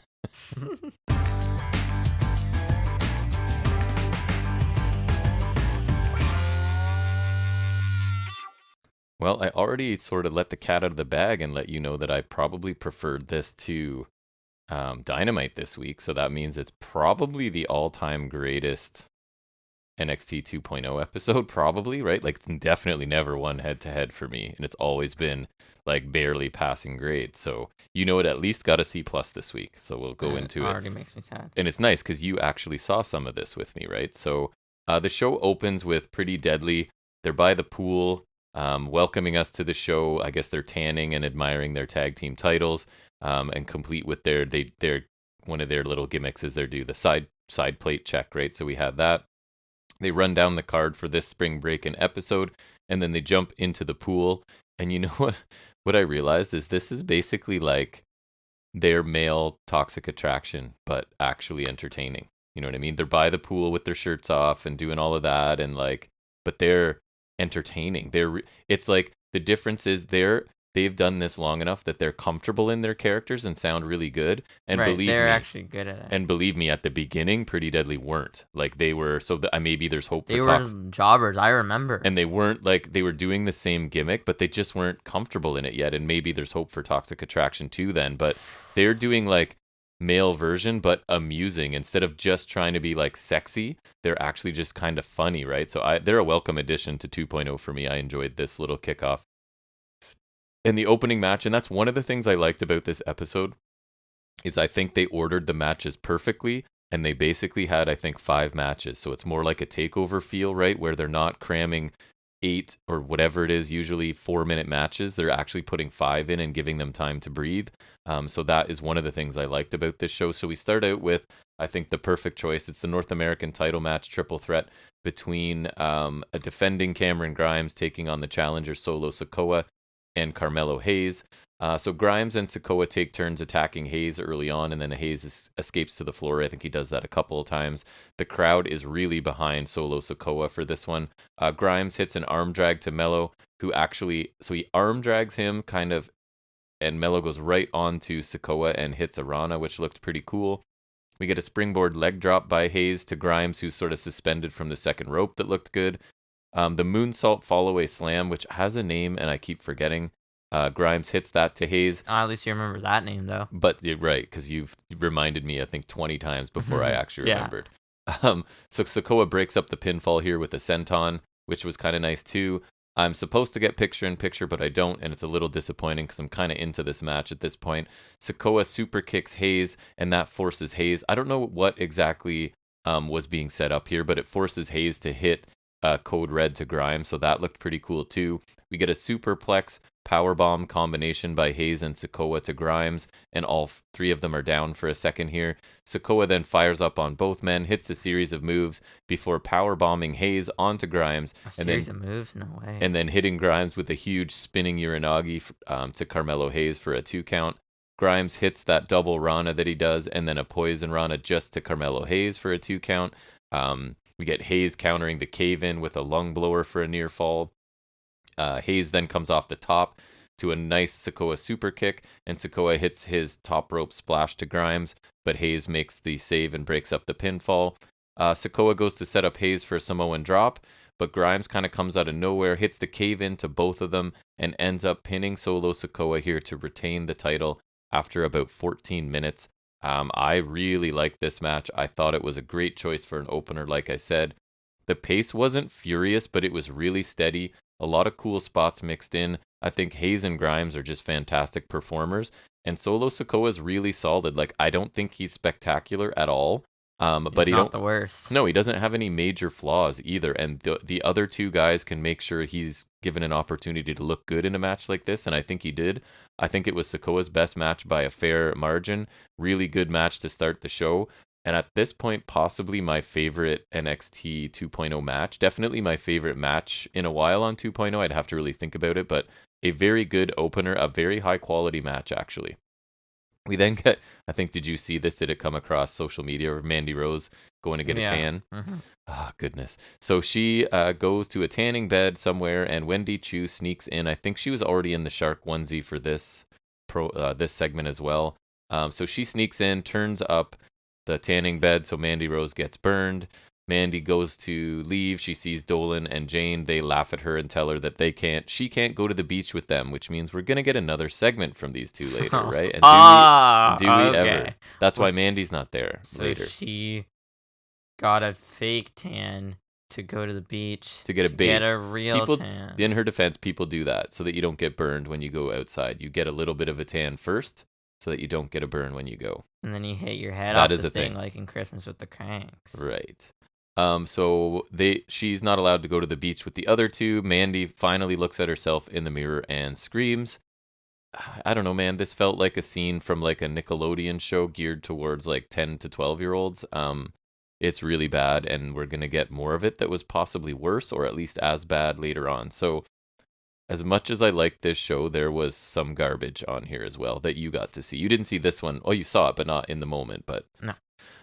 Then we get Mackenzie. She's with Nathan Fraser.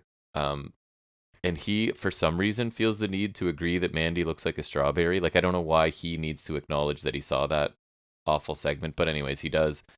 He basically says that Grayson Waller has a mad Twitter game, but he's thinking about his NXT debut against Waller and has been waiting for this moment literally his entire life.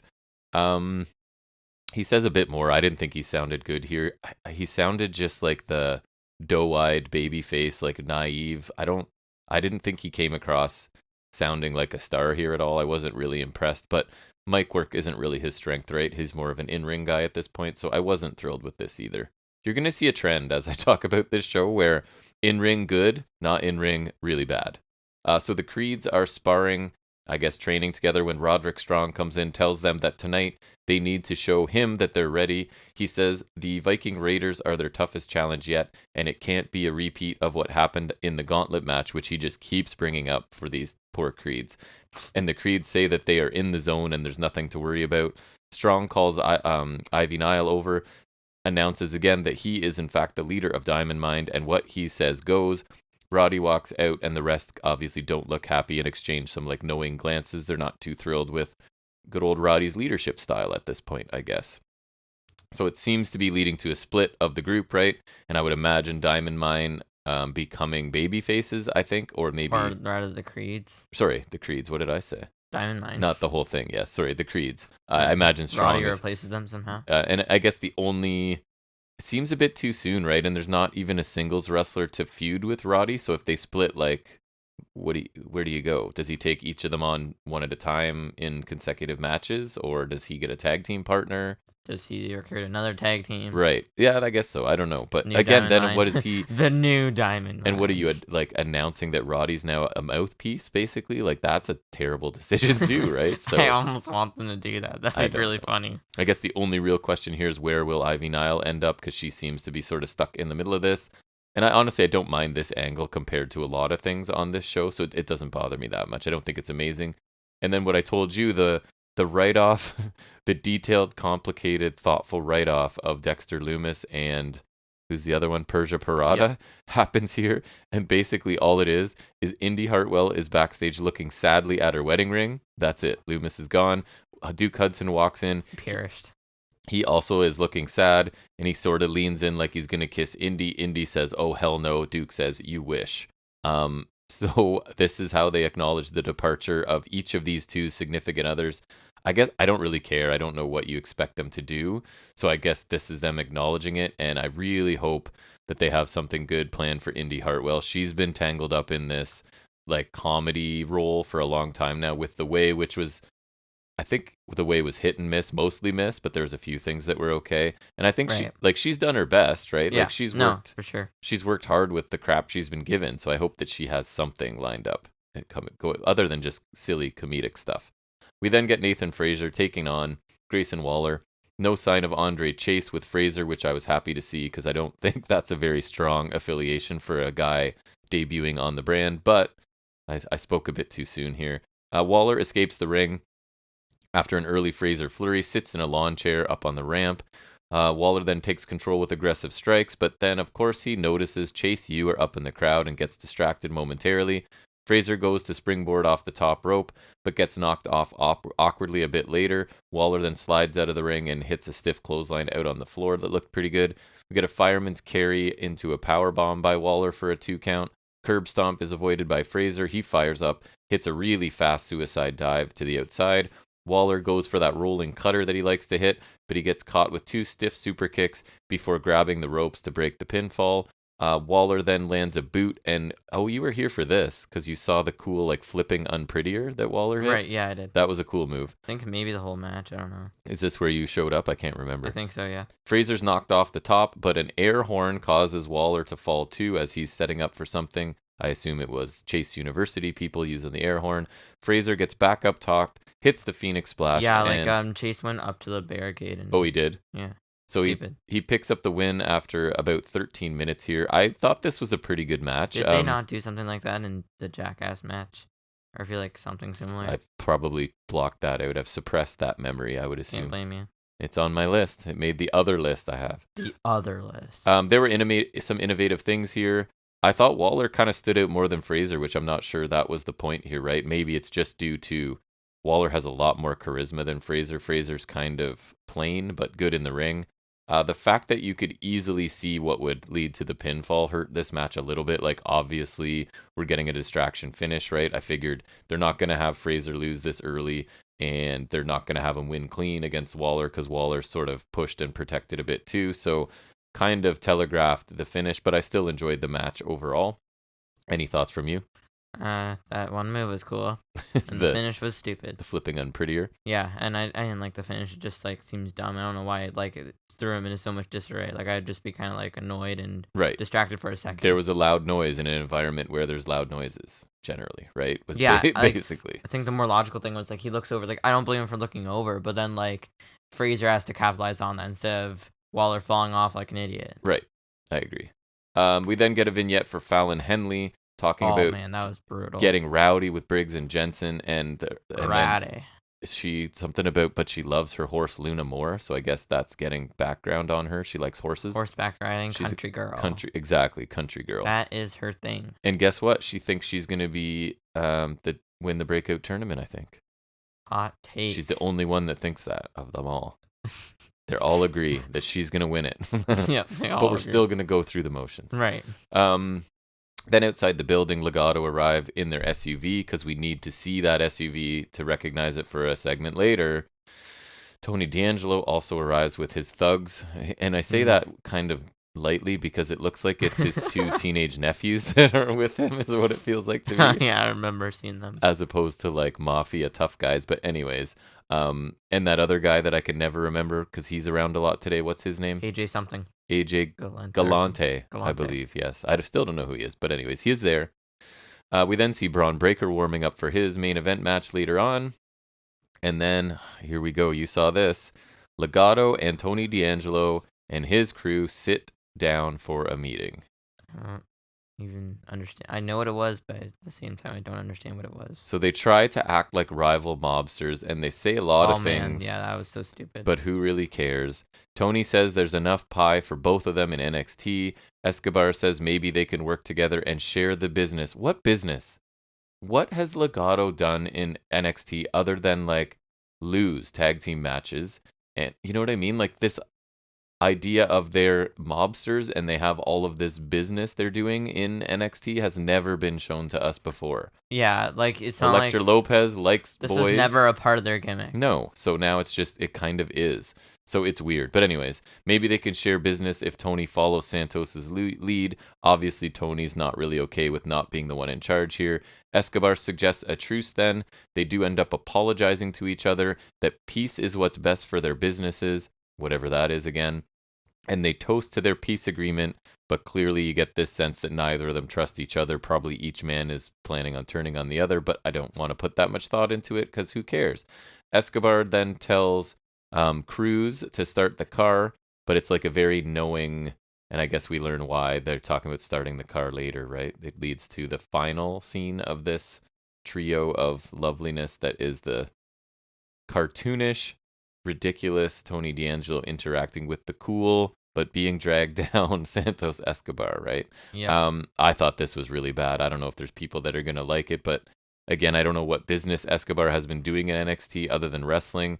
I don't know why he's suddenly the head of some organized crime family. Yeah, I saw a post about like Marvel joked like that, or it's like one of those things where like if you like it was some shot from WandaVision. It's like, oh, if you haven't watched it 10 times, then people are like, oh my god, I love this show, and I was just like, what? It's like if people like this, I'd be if almost people like as this confused. segment, yes. Yeah, and I think a bunch of people like the movie too, so I'm just probably. This is why I hate people. I looked up Rotten Tomatoes. It got really good reviews. I think it was like 89% from critics. Hancock did not trust that. Escobar continues to look stupid. He's I think right. Opposite this cartoon character, and I felt like this was kind of a fairly lengthy waste of time. Like it got a decent amount of time, right? Lengthy waste of time. Yes, the best. If you're gonna waste your time, it might as well be lengthy. That's a good point. Mackenzie talks to the Viking Raiders about the creeds. Basically, all the creeds work in the gym isn't going to matter when they face the Raiders, who are two grown men. Pretty Deadly That's then. A good point, because like a lot of people here aren't. Right, like the creeds are children, I guess. I don't know, but anyways. Pretty Deadly come in to say that they're excited for the match. I think they were basically saying like they're like almost thanking the Raiders because they're going to soften up the creeds before Pretty Deadly face them, and then the Raiders kind of respond by saying, if you're not careful, you'll be the ones that we're going to damage. So Pretty Deadly are obviously afraid of this because that's the kind of heels they are. They say no thanks and leave. Joe Gacy says change is intimidating, but we shouldn't be scared. We're on the precipice of a new beginning, and we should be frightened of what happens if Gacy doesn't win the NXT Championship. Well, guess what? Tonight he says he will change the world. And this did it not feel Bray Wyatt to you? Like, am I not right? A little bit. Right? He's got the whole world in his hands. And there's more Bray Wyatt-ish stuff coming up yep. too, right? In the match. So Gacy's character has gotten kind of boring and lazy, and it's too bad because his in-ring work is good and his character work can be fine too, but I just don't like what they're giving him to do right now. We then get your dream match, right? Which was Nikita Lyons and Cora Jade taking on Natalya and Lash Legend. I don't know why I stuck around for this. You did, though. Because it's so bad, like, you just have to. I don't have a lot of notes, right? It was a back and forth match. Natty was working a lot with the rookies, as you would expect. Yeah, in this Natty. match. I think it sucks when Natty has to carry. She's like, she's not bad. She just sucks. Yeah, she's not. I guess she's fine to work like as a trainer, basically, for these women, right? She knows how to do stuff. She's just not interesting or that like good. There were a lot of kip ups at one point in this. Yeah. I think Nikita Lyons and Lash and Natty all kipped up, I believe. Anyways, we get everyone except Cora Jade, because what can Cora Jade even do? We got a hot tag for Lyons. Well, she can hit that devastating senton for the finish. Oh my god! Where it looks like if basically I dropped the cat on you, because she weighs probably about the same, Anyways, that is hurtfully accurate. Lyons got a hot tag, and I thought the running blockbuster she hit to Natty looked pretty good. Natty then accidentally kicks Lash in the face at one point, and then she gets hit by a German suplex from Nikita Lyons.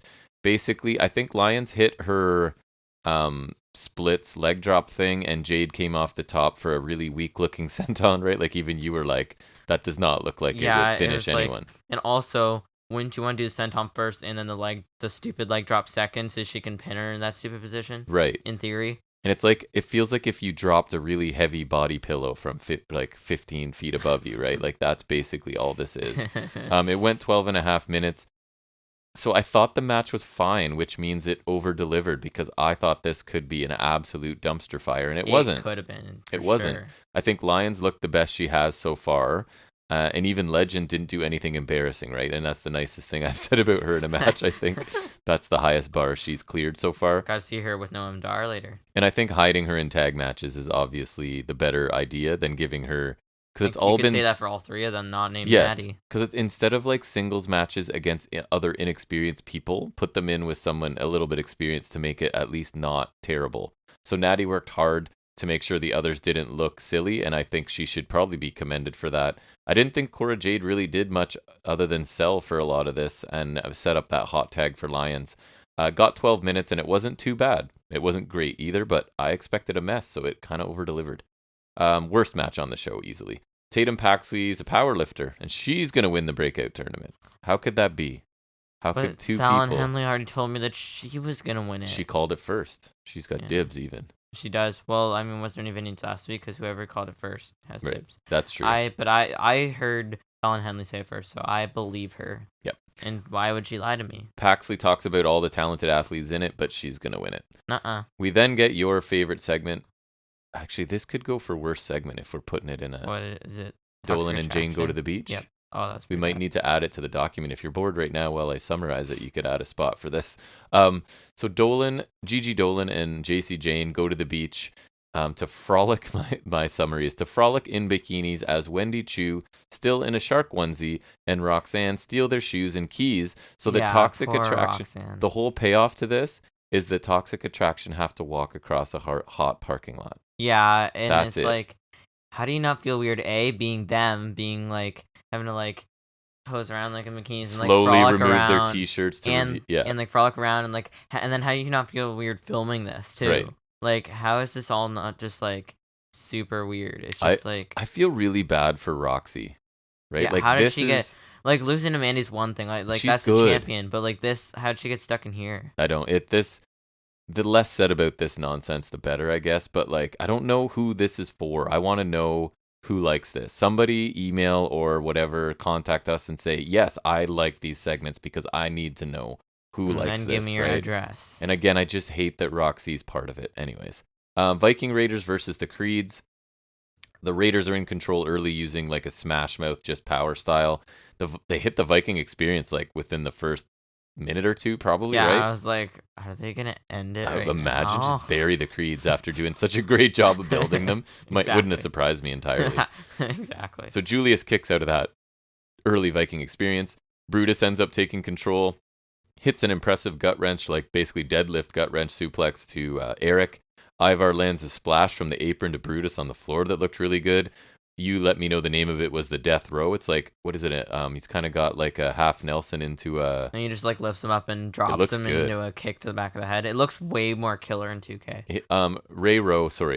Eric, his knee strikes look awesome. Now we'll go with Ray Rowe.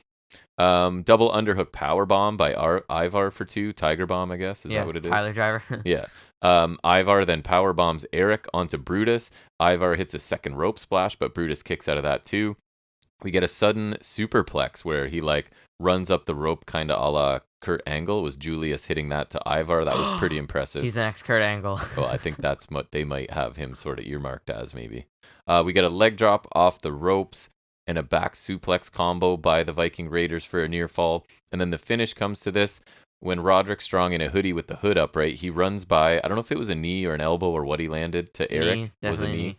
And then the first time around, I thought he like hit him with something. I was like, he doesn't have a title anymore, so I'm confused. Yeah, so I thought I heard that kind of sound. Ran by with the knee, so the Creeds didn't see him do it in the moment, so they pick up Julius hits the low clothesline right after that, and the Creeds win in 13 minutes. So I think the story here was that the Creeds see the replay on the Tron and realize that Roddy ran in, so they're obviously not thrilled with that. Yeah. They wanted to win on their own because they're about to become baby faces, and that's how baby faces do.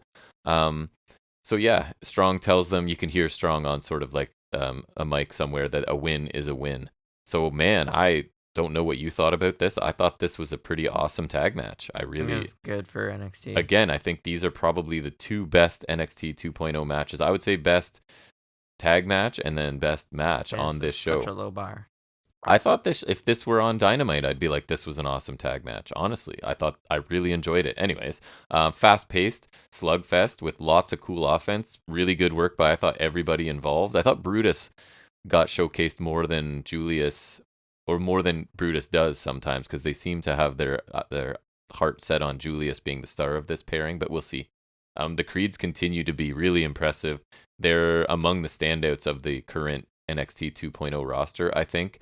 So they get a quality win, and the finish allows them. It doesn't bother me because that allows them to continue that storyline with Roderick Strong, right?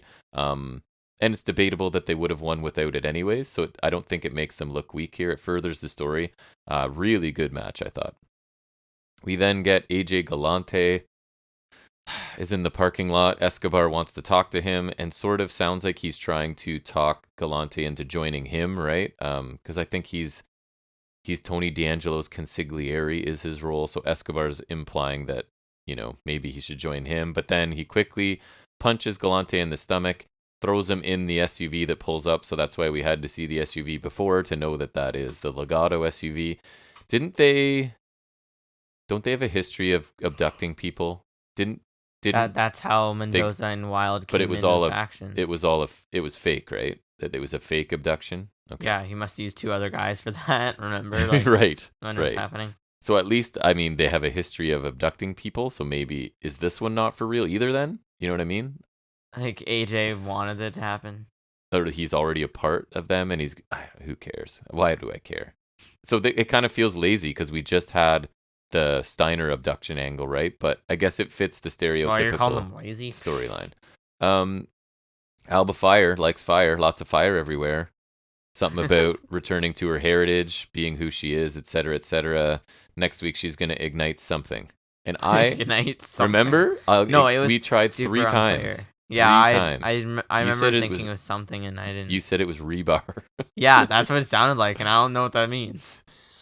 I don't think that's what she said, but I tried 3 times and I couldn't pick it up. But anyways, I have no idea. Briggs and Jensen are backstage earlier this week looking at Jensen's hand. The doctor says it's normally a 10 to 12 week recovery process, but due to the muscles around his hand, it'll be shorter. And then he says, why is your right hand stronger than the other? First of all, how does he know that? Did he test the strength of both hands? Yep. When he only hurt one of them? For sure. But anyways, so that was comparative research purposes. I guess so. Briggs vows to get revenge on Von Wagner for doing this to his partner. And yeah, so I guess 6 to 8 weeks. I don't know if that's actual or it's just like storyline, but it was more super juvenile jokes, right? Every segment on this show is dragging it down as the in-ring work is really good. So for the most part, main event time. You watched this with me. Joe Gacy taking on Braun Breaker, and you were guaranteeing me Joe Gacy would win, right? Yep, absolutely. How could he not? Breaker's really aggressive early on. Gacy has to escape to the floor. Breaker no-sells being driven into the turnbuckle, but Gacy finally takes control briefly before being thrown to the floor himself. Breaker gets knocked off the apron and up the ramp a little bit. We get a sliding spin on the apron and then into a clothesline by Gacy. It looked pretty good, I thought. Gacy hangs upside down in the corner a la Bray Wyatt, right? Like, they're really kind of leaning into it now. He literally did like a Uranagi after that. Yeah, he did. You're right. I was just like... And it looked good. Like, do better. And then, did you notice, I think it was Barrett? So he does the upside down thing in the corner, slightly different from Wyatt because he's hanging from the ropes, right? And then he hits the Uranagi, and I think it was Barrett calls him the Master of Fear. So they're really like... Instead of the new Face of Fear. It's just like dollar store Bray Wyatt. Yep. And I didn't like... Great value. I didn't like that version of it. Anyways, we are shown now that there are some druids in the crowd a little bit, sort of spread out. Braun runs the ropes, runs over Gacy several times.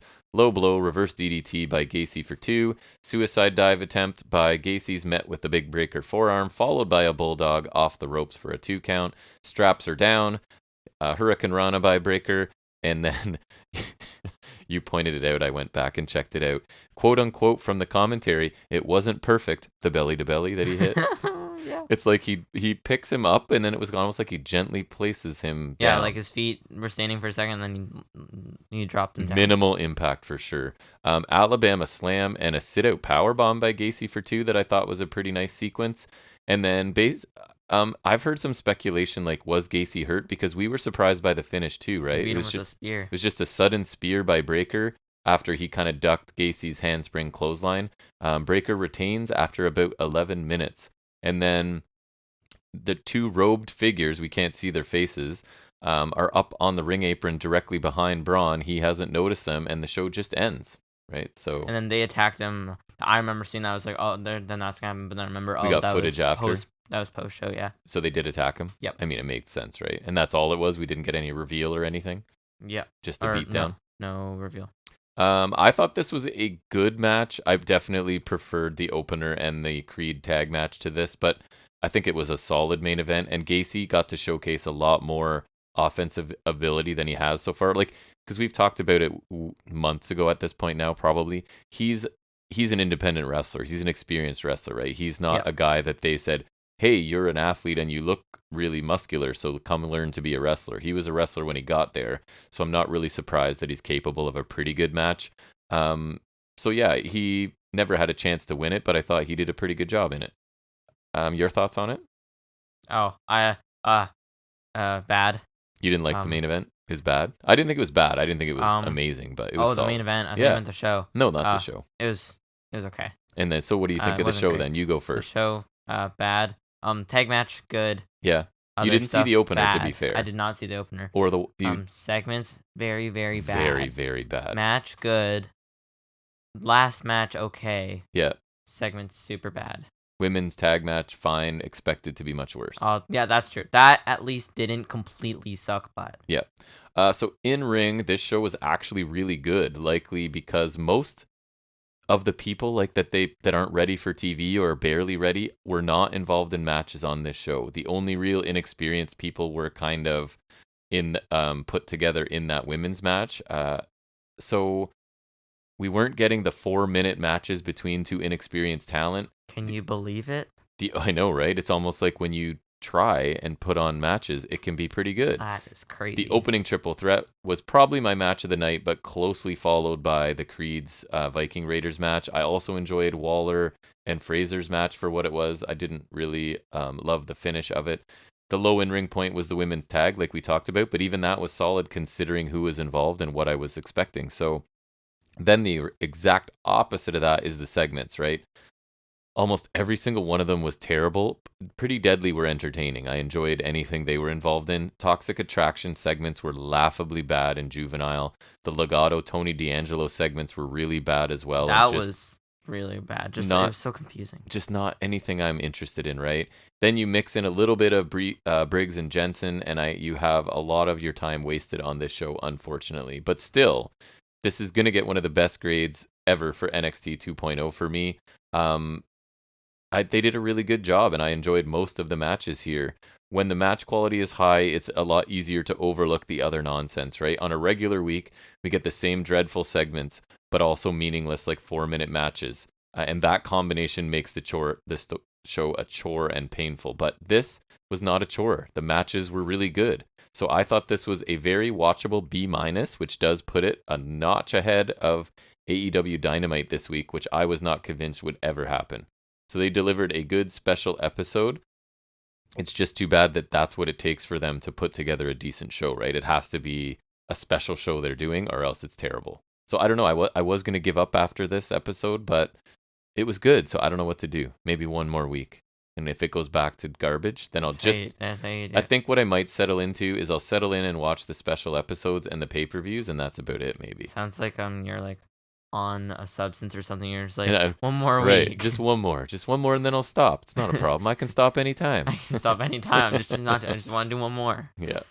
And then I've got a turbo review of Impact, which this is shocking. You watched some Impact with me today.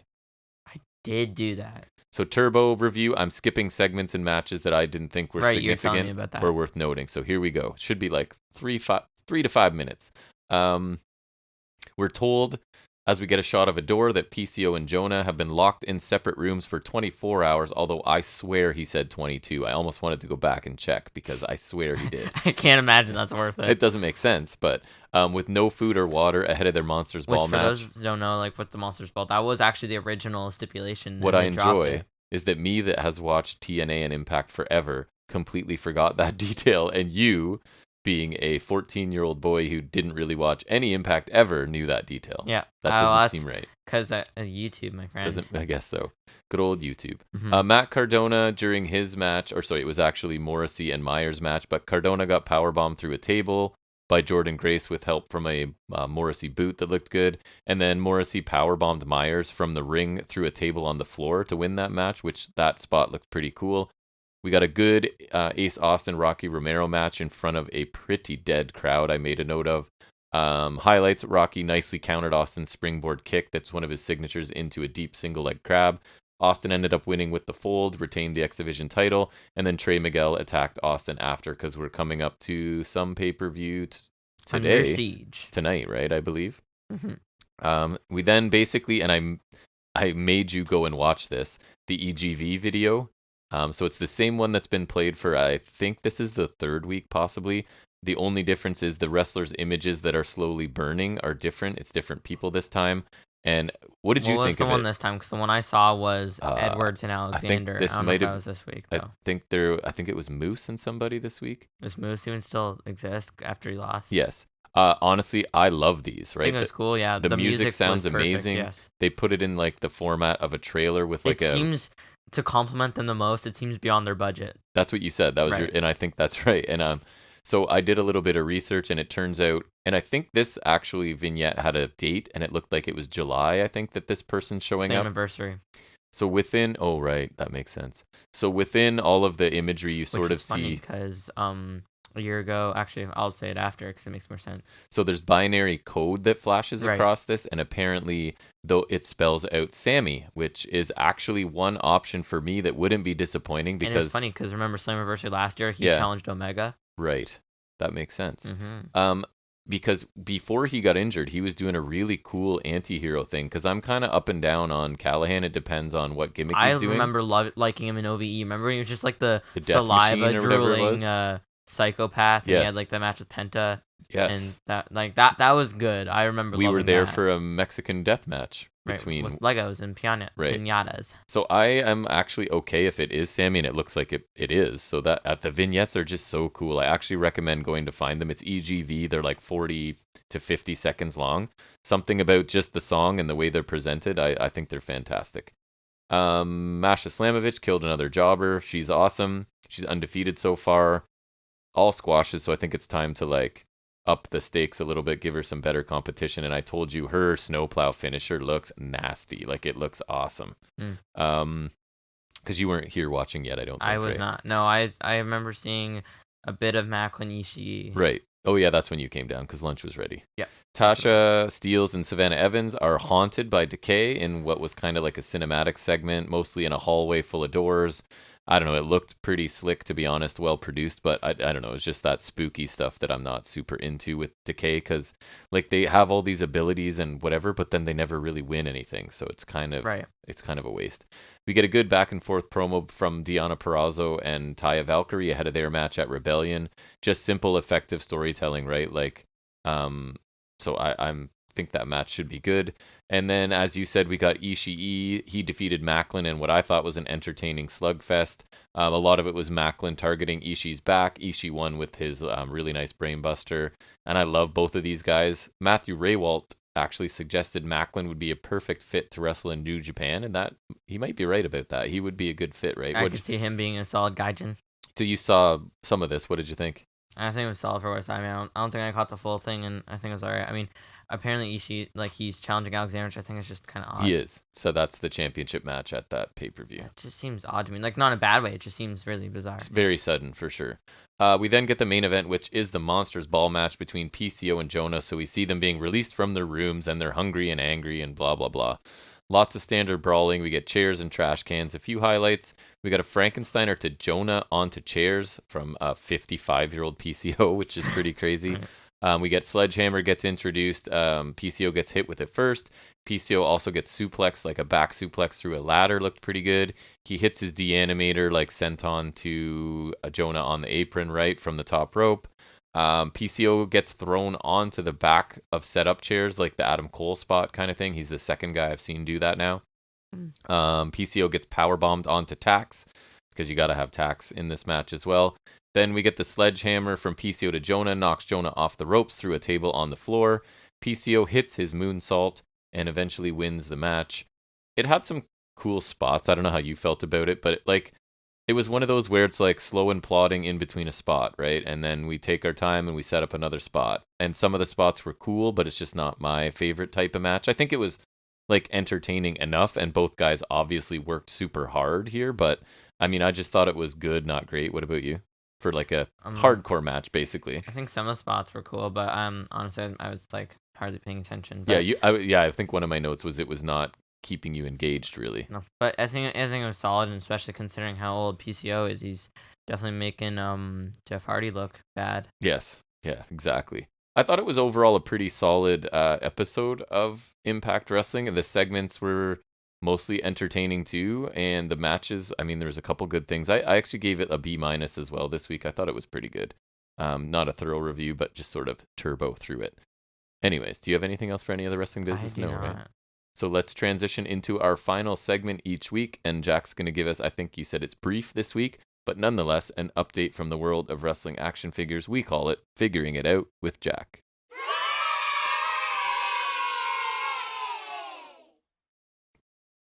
So there's just some new images for stuff that was revealed at Mania 38. So no actual figures, just like the new images, what they're gonna look like. Yeah, no, well, there's pictures of the actual figures. Gotcha. So there's top picks 2023, I think, because the years are off. I don't even want to get into it. There's Cena from Mania 25, which is from 2009, so it's an older Cena. Interesting. It's a re-release, or it's like a redo of an old gear, like of an old figure. I think Elite, like one of the earliest Elites. So yeah, that's cool. Just like different head and like the Double Joint Double. So that's cool. That exists. Mm-hmm. I'm sorry. The Rey Mysterio is pretty nice. It's from WrestleMania Backlash, of course. Gotta say it. When he won the titles with Dominic. So that's cool. It's like got the gray top bit of blue splashed in and whatnot, blue mask. I think it's pretty nice. It's solid, but they never give him open hands, so you can't like hold anything ever. Lame. Then there's Randy Orton with like kind of gold graphics and black trunks as always. The head sculpt's okay. That one's solid, like a pretty basic Randy Orton. The last one was cool because it was white trunks, but. Do you like the white outfits? The white is the best. Right. And then Drew McIntyre, which is a re-release of Elite 89. So that is not very interesting. Yeah. And then they revealed mock images for the SummerSlam Elites. Yep. So you have Shawn Michaels from 05. Why? What's that? Take a guess. Is that from 05, the Oversell match? Yep. Oh, wow, I knew it. You love that match. Yeah, it's hilarious. Yeah. The ring gear is nice, though. It's like black and white, so I like that. That's pretty nice. Then you also have Rey Mysterio from 05. Mm-hmm. Nice. Mm-hmm. What am I supposed to know that? You want to guess? No, that's too late for that. It's not that Guerrero dead by that point, because I was going with like the Dominic Mysterio custody. Yep. Oh, nice! Yep. Look at me. Yeah, so he's got off that the top of his head with Dad crushing. He's got the black briefcase, and of course he comes with the severed child Dominic head. Awesome. Because the build figure is 2005 custody ladder match.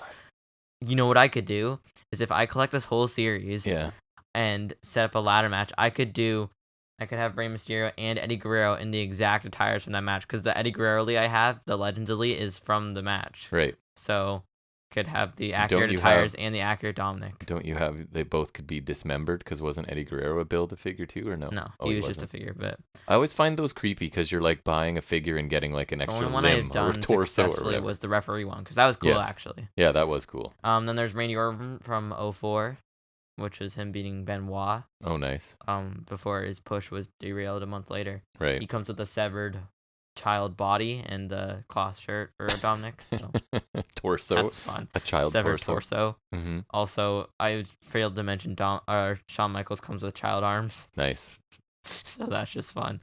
And Sensational Sherry from insert year here. Nice. Oh, 92. She was awesome. There we go. And they even say a match between Michaels and Rick Martel, so that's cool. And she comes with severed child legs. Nice. Amazing. That's just really funny. And that is it. That is all. All right. That is all. Can you believe it? It's official. We have done an episode under 2 hours. I feel good about it. They said it couldn't be done. And that's good because we have a very busy day. So I guess that's going to wrap it up for us. Thanks for checking in, and anyone that's listened to any amount of us talking about this kind of stuff. We really do appreciate it. Love to hear from anybody. Contact us if you can. Our information is listed underneath the episode somewhere. So thanks again for hanging out with us. We'll be back next Saturday for episode 95. I don't think there's anything special in the works outside of that unless I watch Under Siege. We are approaching episode 100. What do we do? I don't know. We'll have to think about it. If anyone wants, send us ideas. We need ideas for episode 100. So if anyone's if you wanted a chance to say something, do this, because I am dumb. We'd love to hear any ideas if you have them. We'll be back next Saturday for episode 95. And until then, take care.